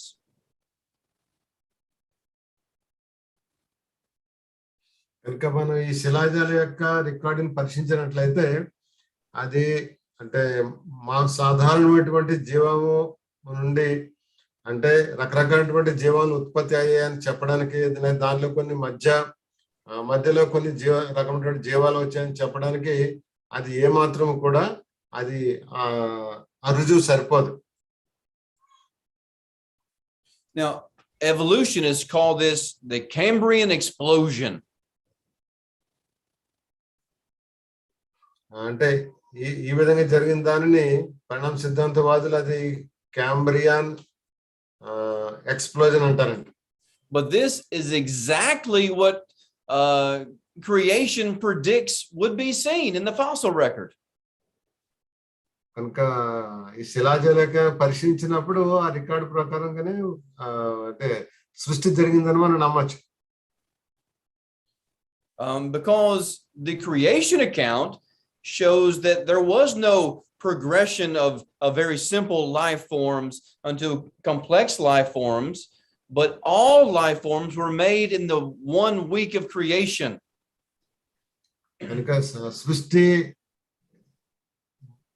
విధానం గురించి బైబిల్లో చెప్పడం ప్రకారం అదేంటనమాట, ఒక సూక్ష్మమైనటువంటి జీవాల నుంచి రకరకాలైనటువంటి జీవాలు ఆ విధంగా అభివృద్ధి పొంది వచ్చింది, పరిణామం చెంది వచ్చింది అన్నటువంటి దాని గురించి బైబిల్ చెప్తుంది. అది సత్యం. The real evidence points to creation, not evolution, and certainly not to blind chance. కనుక ఏదో అంటే నిజానికి ఈ శిలాజాలన్నీ కూడా సృష్టి జరిగాయి అన్నదాన్ని నిరూపిస్తున్నాయి అన్నమాట. కానీ ఇది పరిణామ సిద్ధాంతానికి ఏమాత్రము ఇది మద్దతు ఇవ్వట్లేదు ఈ విషయాలు. If the fossil record were to support evolution, then it would have to demonstrate clear-cut, fully functional intermediate forms. కనుక ఈ శిలాజాలు కనుక పరిణామ సిద్ధాంతాన్ని గురించి అది సరైనదని చెప్పడానికి వారు ఉపయోగించినట్లయితే వాటిలో కొన్ని మధ్యలో జరిగినటువంటి విషయాలు అక్కడెక్కడ ఏమీ లేవు. మనకు సృష్టిలో అయితే అన్ని ఒకటేసారి జరిగాయి. ఈ జంతువులు కానీ, వృక్ష జాతి లేకపోతే జంతు జాతి, ఇవన్నీ కూడా ఒకటేసారి సృష్టింపడని మనం ఇక్కడ బైబిల్ బోధిస్తున్నట్లయితే వారు ఏమంటారంటే ఒక చిన్న జీవి నుంచి అతి సూక్ష్మమైన జీవించిన నుంచి ఇప్పటివరకు ఉన్నటువంటి జీవులన్నీ కూడా వచ్చాయని చెప్తుంటారు. కనుక మధ్యలో కొన్ని విషయాలు వారు చెప్పలేకపోతున్నారు. If evolution were true, then the fossil record we would expect it to show transitional body parts like half scale, half feathers, and we would see animals that were something like a half reptile, half mammal, but we don't see any of that in the fossil record. కనుక ఈ శిలాజాల యొక్క record ప్రకారం చూసినట్లయితే మనం అక్కడ ఎక్కడెక్కడ ఏది కూడా పూర్తిగా అక్కడ దాన్ని వివరించబడలేదు. అవన్నీ కూడా కొన్ని విషయాలు తెలిసినటువంటివే. అది ఎక్కడ సగం అన్నీ ఉంటాయి అన్నమాట. అవన్నీ ఆ విధంగా అక్కడ సృష్టిలో అయితే దేవుడు సంపూర్ణంగా అన్ని చేసినట్టు మనకి అర్థమవుతుంది. There are some evolutionists who want to keep that secret. So apparently if the evidence denies evolution, it needs to be kept secret. That's not honest. That's deceptive. కనుక ఈ పరిణామ సిద్ధాంతవాదులు చాలా విషయాలు దాచిపెట్టి అవి అన్ని కూడా బయటికి చెప్పరు. అంటే వారి ఉద్దేశం ఏంటంటే మా దేవుని ద్వారా సృష్టి కలిగిందని చెప్పడానికి వాళ్ళు ఒప్పుకోరు అన్నమాట. Now, of course, there have been attempts to try and show transitional forms. కనుక ఒకదాని నుంచి ఇంకొకటి వచ్చింది అంటే ట్రాన్సిషన్ ఫార్మ్స్ జరిగింది అని చెప్పడానికి వారు చాలాసార్లు ప్రయత్నం చేస్తారు. Here's an example. Archaeopteryx. It's very difficult to translate. Yes, here. I understand. We'll go to B. This is claimed to be a half reptile, half bird. అంటే కొన్నిసార్లు ఏంటంటే రెప్టైల్ అంటే ఏంటో. But even some evolutionists have conceded that this is not half reptile, half bird. It's simply an extinct bird. Reptiles అంటే ప్రాకుడు జంతువులు sir, బల్లులు, lizards. Okay. అంటే సగము పాకే జంతువు, సగం ఎగిరే పక్షి ఉండదు కదా అని వాళ్ళు ఆ విధంగా చెప్తుంటారు అనమాట. అంటే మధ్యలో కొన్ని విషయాలు వారు వివరించలేకపోతున్నారు. So they were simply trying to present this as something that it was not, again being deceptive with the fossil record. కనుక ఈ శిలాజాల ఆ రికార్డుని బట్టి వారు కొన్ని విషయాలను వివరించలేక తప్పించుకుంటుంటారు. ఇది కూడా మోసమే. Another claim for intermediate forms came from a supposed feathered dinosaur that was found in China. ఇక్కడ మనకి ఫెదర్ డైనోసార్ ఉంటది కదా, డైనోసార్ చైనాలో ఉంటది, వాళ్ళకి రెక్కలు ఉంటాయి అని చెప్తా ఉంటారు. But the truth later came out that the Chinese farmers that discovered these fossils, they were actually trying to make some money, and they put two fossils together, presenting it as one. Very deceptive. అక్కడికి రెండు రకాలైనటువంటి శిలాజాలు దొరికే వారికి దొరికినప్పుడు ఈ పక్షి అంటే ఇది రెక్కలు తీసుకెళ్లి వాళ్ళు ఏం చేశారంటే ఈ అంటే భూమి మీద ఉన్నటువంటి ఈ జంతువులకి వారు అతికించి, అంటే వాళ్ళకు గమ్ములాంటి పదార్థం అతికించి వాళ్ళు దాన్ని అమ్ముకోవడానికి ప్రయత్నం చేశారు అన్నమాట. One of the more famous claims of transitional forms is the so-called evolutionary horse lineage. అంటే వాళ్ళు ఒక గుర్రం ఏ విధంగా పరిణామం చెందిందో వారు అక్కడ చెప్తా ఉంటారు. In 1841, the earliest so-called horse fossil was discovered in London or London area anyway, by Richard Owen. Richard Owen అనే ఆయనకి లండన్ లో ఒక గుర్రం యొక్క శిలాజం దొరికింది 1841లో. What he actually found was a complete skull that looked like a fox's head with multiple back teeth that looked like something that would be found in hoofed animals. అదేంటంటే ఇది ఒక పూర్తి స్కల్ దొరికిందండి. స్కల్ అంటే తలంతా దొరికింది. దాని ఏమంటారు, తలని పుర్రె అంటాం కదా, రైట్, పుర్రె అంటే ఇది గుర్రం యొక్క పుర్రె దొరికింది. కానీ అదేంటంటే నక్క తలకాయలాగా ఉందంట. అంటే రకరకాల అంటే మల్టిపుల్ బ్యాక్ టీత్, వెనక పండ్లు ఉన్నాయంట అవి. ఈ జంతువు ఎలాగ ఉందంటే వీపు మీద ఉంటే చుండదు, ఊఫ్ ఉంటది కదా, దానిలాగా ఉన్నది అనమాట. Then in 1874, another scientist attempted to establish a link between this small fox-like creature, which he thought was about 70 million years old. He tried to establish a link between that creature and the modern horse. తర్వాత కొవాలెవ్స్కీ అని ఆయన 1871లో ఈ నక్కలాగున్నటువంటి జంతువుని ఆ జంతువుకి ఒక 7 కోట్ల సంవత్సరాలు వయసు ఉంటుందని నిర్ణయించి ప్రస్తుతం గుర్రానికి దానికి జత కలిపి అంటే లింక్ పెట్టి ఏదో చెప్పడానికి ప్రయత్నం చేశాడు. And of course, over the years, other fossil experts tried to put the pieces together to establish the lineage of the development of the modern horse from this fox-like creature. అంటే ఈ నక్కలాంటి జంతువు నుండి ప్రస్తుతం ఉన్నటువంటి అంటే ప్రస్తుత కాలంలో ఉన్నటువంటి ఈ గుర్రం లాంటి అంటే గుర్రం దానిలోంచి వచ్చిందని చెప్పడానికి చాలా మంది శాస్త్రజ్ఞులు వీళ్ళు ప్రయత్నం చేశారనమాట. ఇవన్నీ ఉపయోగించి దానికి దీనికి కలిపి ప్రయత్నం చేశారనమాట. And this image that even something like what I've got on the screen here, this is shown up in science textbooks as proof of the horse lineage. కనుక గుర్రం యొక్క అంటే అది ఎక్కడి నుంచి ఉద్భవించిందో దాని గురించి చెప్పడానికి మీరు ఇక్కడ కనిపిస్తుంది. దాని ప్రకారము దాని అంటే పుస్తకాల్లో కూడా దీనికి ఇచ్చి అది విద్యార్థులకు నేర్పించారనమాట. ఈ విధంగా వచ్చిందని.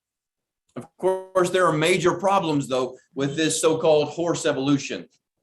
కనుక గుర్రము ఏ విధంగా పరిణామం చెందిందో అని చెప్పడానికి ప్రయత్నించిన దాంట్లో ఏమాత్రం వాస్తవం లేదు, చాలా సమస్యలు ఉన్నాయి దాంట్లో. If this were true, you would expect to find the earliest horse fossils in the oldest rocks.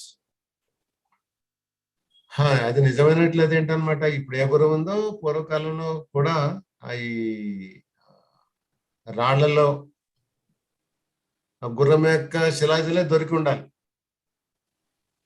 But that's not what you find. In fact, bones of go ahead.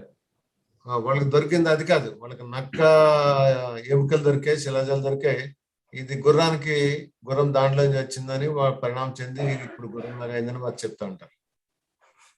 In fact, bones that are supposed to be the earliest horses have been found in young rocks, sometimes found right next to modern horse fossils. కనుక అదే రాళ్లలోనే వాళ్ళకి గుర్రమే దొరికి ఉండాలన్నమాట. ఇప్పుడు నేటి గుర్రం లాంటి ఎముకలే వాళ్ళకి దొరికి ఉండాలి. The point is, this progression that evolution has put forth for the horse evolution, it's not found anywhere in the world in the fossil record. కనుక ప్రపంచంలోని ఎక్కడా కూడా అంటే నక్క నుంచి వీళ్ళ గుర్రం, నక్కలాంటి జంతువు నుంచి గుర్రం వచ్చిందని చెప్పడానికి ప్రపంచంలో ఎక్కడ కూడా వీళ్ళకి రుజువులు లేవు. There are also a number of genetic problems with things like the ribs and the vertebrae. We won't go into detail about that, but there are huge genetic problems that shows that this is impossible for this evolution to have taken place like they claim. కనుక ఈ పరిణామ సిద్ధాంతవాదులు చెప్తున్న విధంగా ఒక జంతువు నుంచి ఇంకొక జంతువు వచ్చింది, పరిణామం చెంది అది పెద్దగా అయింది, ఇప్పుడు ఉన్నటువంటి జంతువులు అప్పుడు లేవు అని ఇవన్నీ చెప్తా ఉంటారు. ఇవన్నీ కూడా సరైనటువంటి సంగతులు కాదు. But also, when evolutionists assume that the horse has grown progressively in size over millions of years, what they seem to forget is that even modern horses vary enormously in their size. కనుక వాళ్ళు అంటే ఆ పాతకాలంలో ఉన్నటువంటి దానికి వల్ల link పెట్టి ఇప్పుడున్నటువంటి గుర్రాలు చెప్తున్నప్పుడు అంటే అప్పుడు చాలా చిన్న సైజులో ఉండేది అనమాట అప్పుడు వాళ్ళకి దొరికినటువంటి ఆ శిలాజం. కనుక దానిలోంచి ఇప్పుడు ఉన్నటువంటి పెద్ద గుర్రం వచ్చిందని వారు చెప్తారు. Even today we have horses that are very, very large, like the Clydesdale, and we have other horses that are still very, very small. కనుక ఈ రోజుల్లో కూడా గుర్రాలు ఉన్నాయి, చాలా పెద్ద పెద్ద గుర్రాలు ఉంటాయి, లేక కొన్ని చిన్న గుర్రాలు ఉంటాయి అంటే అది యొక్క సైజులో.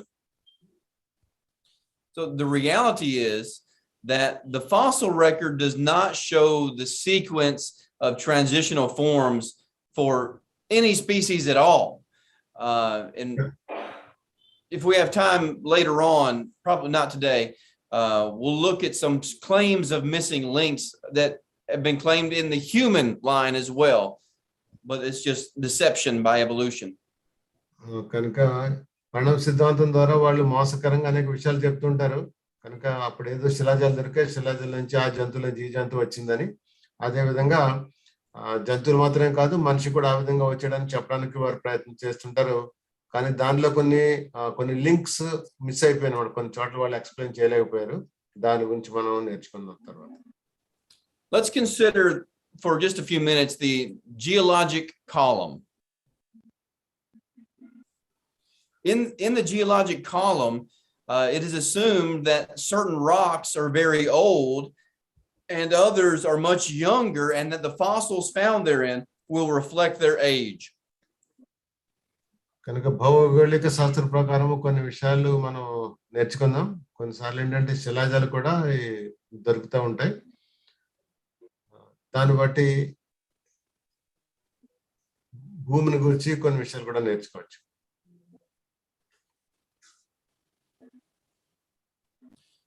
And pictures appear in textbooks of the supposed geological column, and they look very nice, and they can be very convincing, but there's a major problem.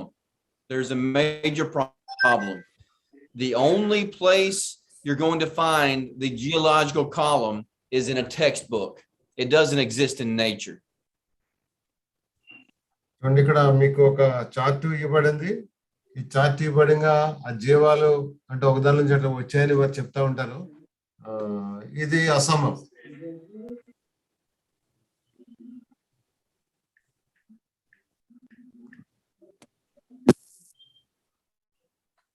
You ready? Yes. Okay. According to the evolutionary hypothesis, man appears near the very top of the column, and man's history represents only a very tiny fraction of the geological record. భౌగోళిక శాస్త్ర ప్రకారంగా మనిషి యొక్క జీవనోత్పత్తి చాలా తక్కువ కాలం. Because of that, to the evolutionist, it would be inconceivable that evidence of human habitation could exist in the earlier periods. Yet, there are many examples of such out-of-place fossils. కనుక ఈ శిలాజాలు పరీక్షించినప్పుడు మనిషి యొక్క ఆరంభము, మనిషి యొక్క జీవనం అంతా కూడా ఈ పరిణామ సిద్ధాంతవాదులు చెప్పేది సరైనది కాదు.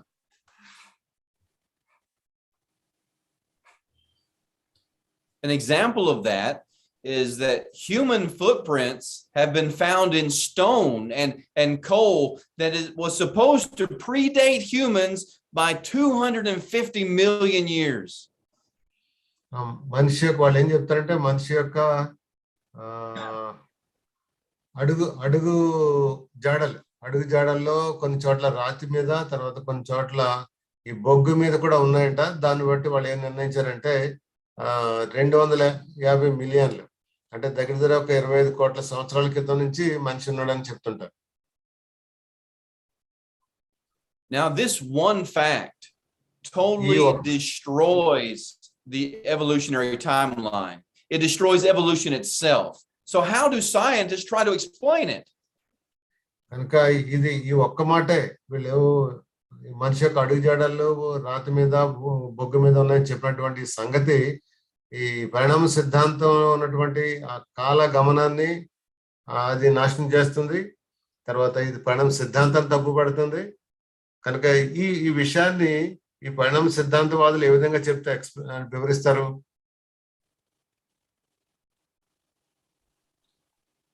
One scientist said that if man made those footprints, their geology would be completely wrong. So for the present, at least, science rejects the attractive explanation that man made those mysterious prints.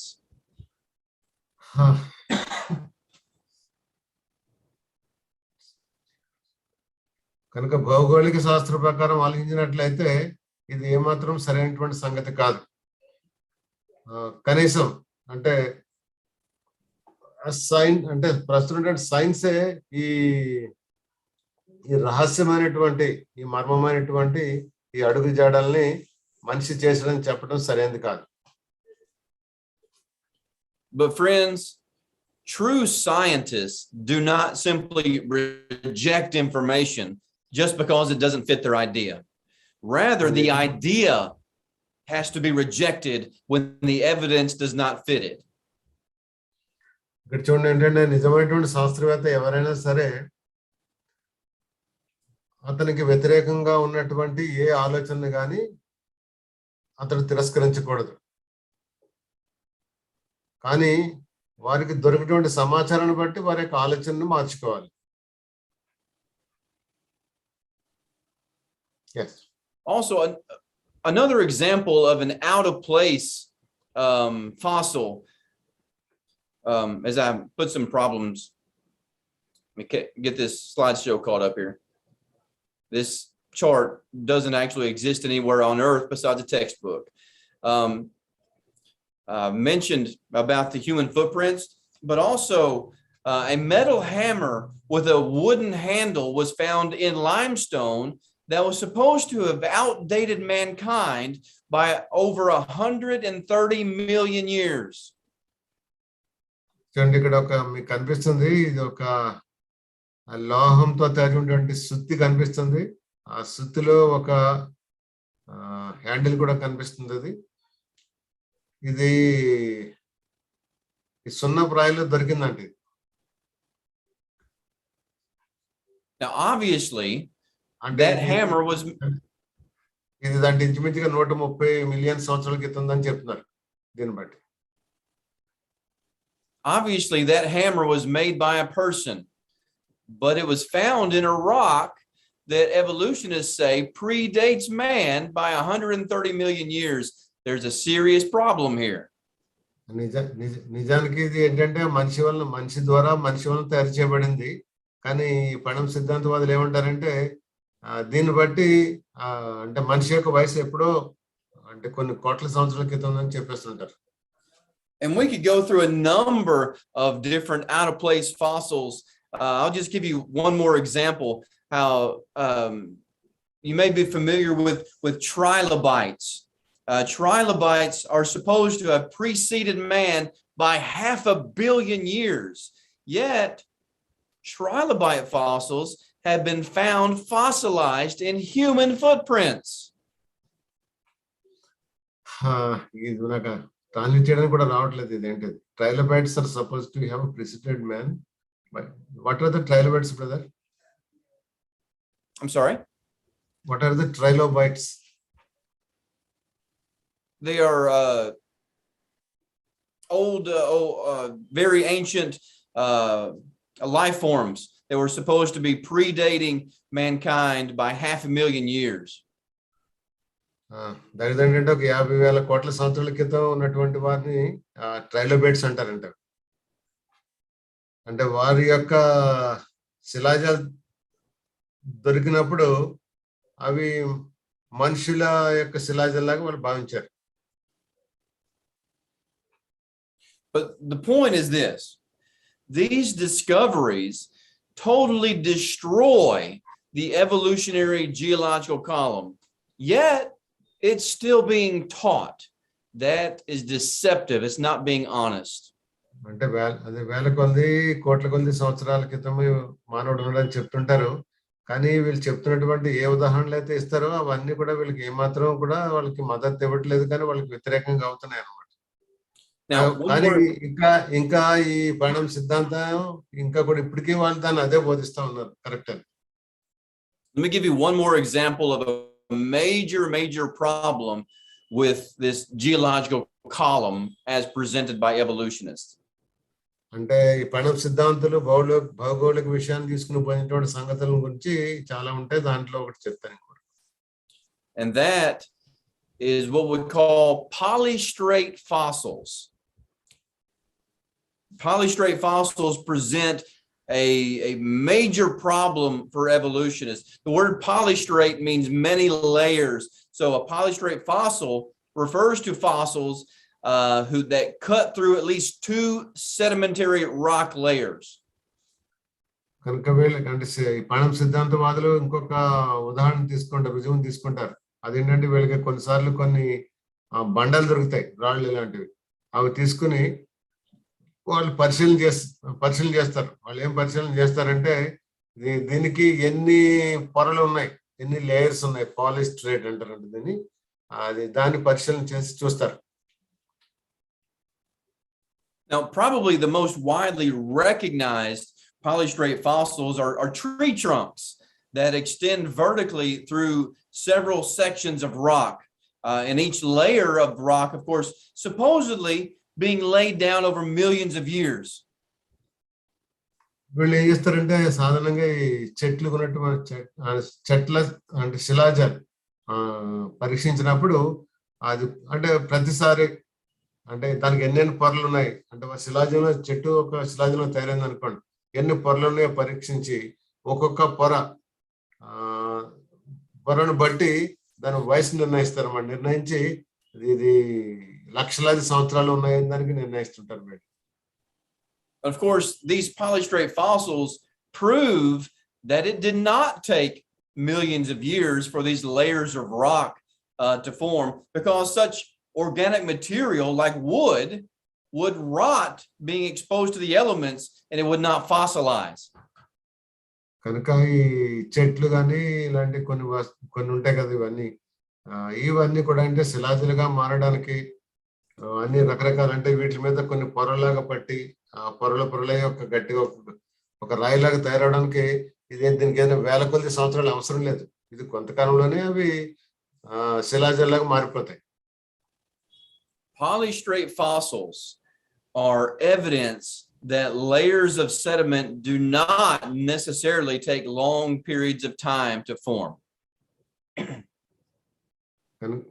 అదే కనుక ఈ ఎక్కువ పొరలు కలిగినటువంటి శిలాజాలకి అది దాంతో ఏం రుజువు అవుతుందంటే దీనికి చాలా కాలం అవసరం లేదు. ఈ విధంగా రాయిగా ఉంటాయి శిలాజాలాగా మారడానికి తక్కువ కాలంలోనే ఇవి శిలాజాలుగా మారాయని మనకు తెలుసు.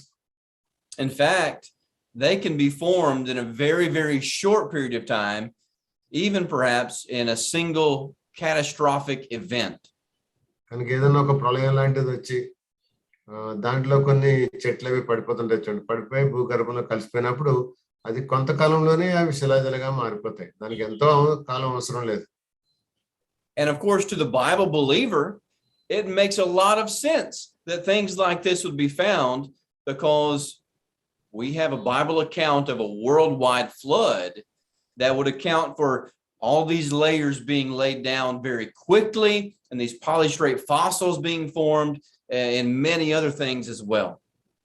మన బైబిల్ నమ్మేవారిగా మనకు తెలుసు, బైబిల్లో జలప్రళయం గురించి చెప్పబడింది. జలప్రళయంలో అనేకమైనటువంటి వృక్షాలు భూమి గర్భంలో కలిసిపోయి, ఆ కలిసిపోయిన అన్నిటికీ కూడా రకరకాల అంటే ఎన్నో రకాలైనటువంటి దాని మీద పొరలు ఏర్పడుతుంటాయి. మీకు బొమ్మలో కనిపిస్తుంది, ఆ పొరలు ఏర్పడుతుంటాయి. దీనికి లక్షలాది సంవత్సరాల సమయం అవసరం లేదు ఈ విధంగా మారడానికి. But besides trees, other polystrate fossils also include reeds and fish. అంటే కొన్నిసార్లు వండలు కానీ కొన్ని రకాలైన చేపలు కూడా ఉంటాయి. ఈ చేపలు కూడా ఏంటన్నమాట, అవి భూమిలో కప్పబడినప్పుడు దాని మీద రకరకాల పొరలు దాని మీద ఏర్పడుతూ ఉంటాయి. One famous discovery of a polystrate fossil was in 1976. It was a whale 75 feet long, standing almost vertically on its tail. దాంట్లో ఒక ముఖ్యమైన చాలా ప్రసిద్ధిగాంచినటువంటి ఒక శిలాజం ఉన్నది. అది 1976లో కనుగొనబడింది. ఈ శిలాజం ఏంటంటే ఇది ఒక వేలు ఉంటది కదా, తిమింగలం. ఆ తిమింగలం నుంచి తయారైంది అనమాట. దీని యొక్క పొడవు 75 అడుగులు ఈ శిలాజం పొడవు. ఇది ఇంచుమించు కంటే ఒక నిలబడి ఉందన్నమాట, తోక మీద నిలబడినట్టుగా అది వారికి దొరికింది. Fossils like these cry out loudly that the earth is relatively young, and the layers of sediment formed happen very, very quickly, not over a matter of millions and millions of years. ఈ విధంగా దొరికినటువంటి శిలాజాలన్నీ కూడా అవి చెప్తున్నాయి అన్నమాట, అరిచి చెప్తున్నట్టుగా. ఏమనంటే ఈ శిలాజాలుగా మారడానికి ఎంతో ఒక సమయం అవసరం లేదు, అంటే లక్షలాది సంవత్సరాలు ఏమాత్రం అవసరం లేదు, కొద్ది కాలంలోనే ఆ విధంగా శిలాజాలుగా మారిపోతాయి. But the point is this: the true evidence does not support the time required for evolution. It supports a relatively young earth and the account of creation. కనుక ఈ విధంగా వాస్తవమైనటువంటి సంగతులన్నీ కూడా పరిణామ సిద్ధానికి ఏమాత్రం ఊతనివ్వట్లేదు, వంత పడట్లేదు. కనుక భూమి యొక్క వయసు లక్షల కోట్ల సంవత్సరాలు ఉండదు, కానీ కొన్ని వేల సంవత్సరాలు ఉంటది. భూమి యొక్క వయసు చాలా తక్కువ అని మనకి అర్థమవుతుంది అనమాట వీటిని బట్టి. I hope that you've gained something from these studies as we consider the age of the earth and the fossil record. కనుక ఈ పాట నుంచి మీరు కొన్ని విషయాలు నేర్చుకున్నారని నేను అనుకుంటూ ఉన్నాను. And I hope that you've gained something from it, and this can serve to fortify your faith in the Bible account, trusting that the Bible is completely accurate in every way. కనుక Bible సంపూర్ణంగా సత్యమైందని, Bible ఉన్న సంగతులన్నీ కూడా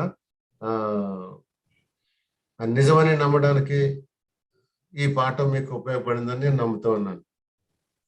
Thank you so much. Thank you so much.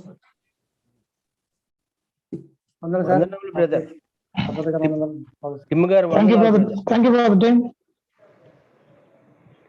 My pleasure. Thank you for joining us. Thank you, brother. అంటే నిజానికి ఈ విషయాలన్నీ కూడా ఏంటంటే ఒక పుస్తకంలో రాసి మీకు ఇస్తే చేతికి ఇస్తే బాగుంటుందని నాకు అనిపిస్తుంది ఇదంతా చెప్పిన తర్వాత. అంటే ఆయన చెప్పింది ఏది నేను చెప్పలేదు. అంటే ఏంటంటే చాలా కట్ చేయాల్సి వచ్చింది. చాలా ఇంపార్టెంట్ మెటీరియల్ ఉంది సార్ అందులో. మెటీరియల్ ఉంది కానీ ఏంటంటే ఇప్పుడు మనకి తెలుగులో శబ్దాలు దొరకవు దీనికి. మనకి ఏంటంటే పెద్ద పెద్ద సెంటెన్సెస్ ఉన్నాయి. అవన్నీ విధంగా అంటే అప్పటికప్పుడు ట్రాన్స్లేట్ చేయడానికి వీలవుతుంది. ఈ నోట్స్ నా దగ్గర ఉంది. నేను వీలైతే మీకు నేను నోట్స్ అందిస్తాను మీకు తెలుగులో రాసి. Right sir, right sir.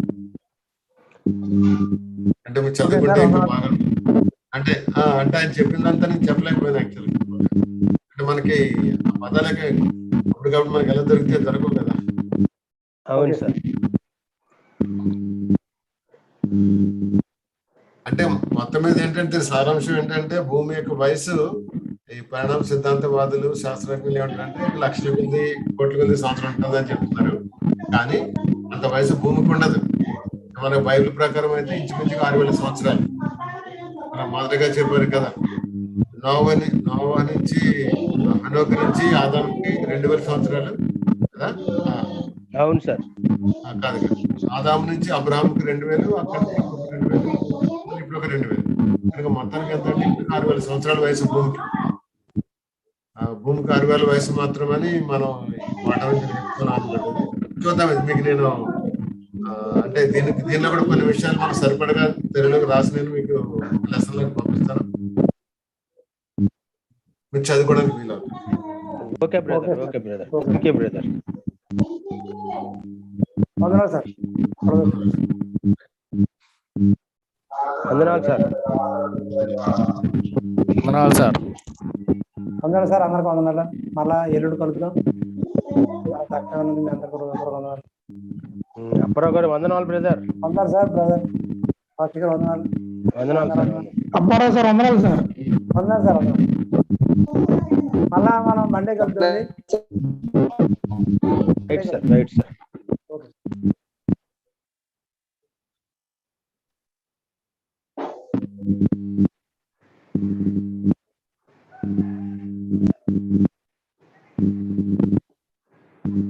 Abraham గారు వందనాలు సార్.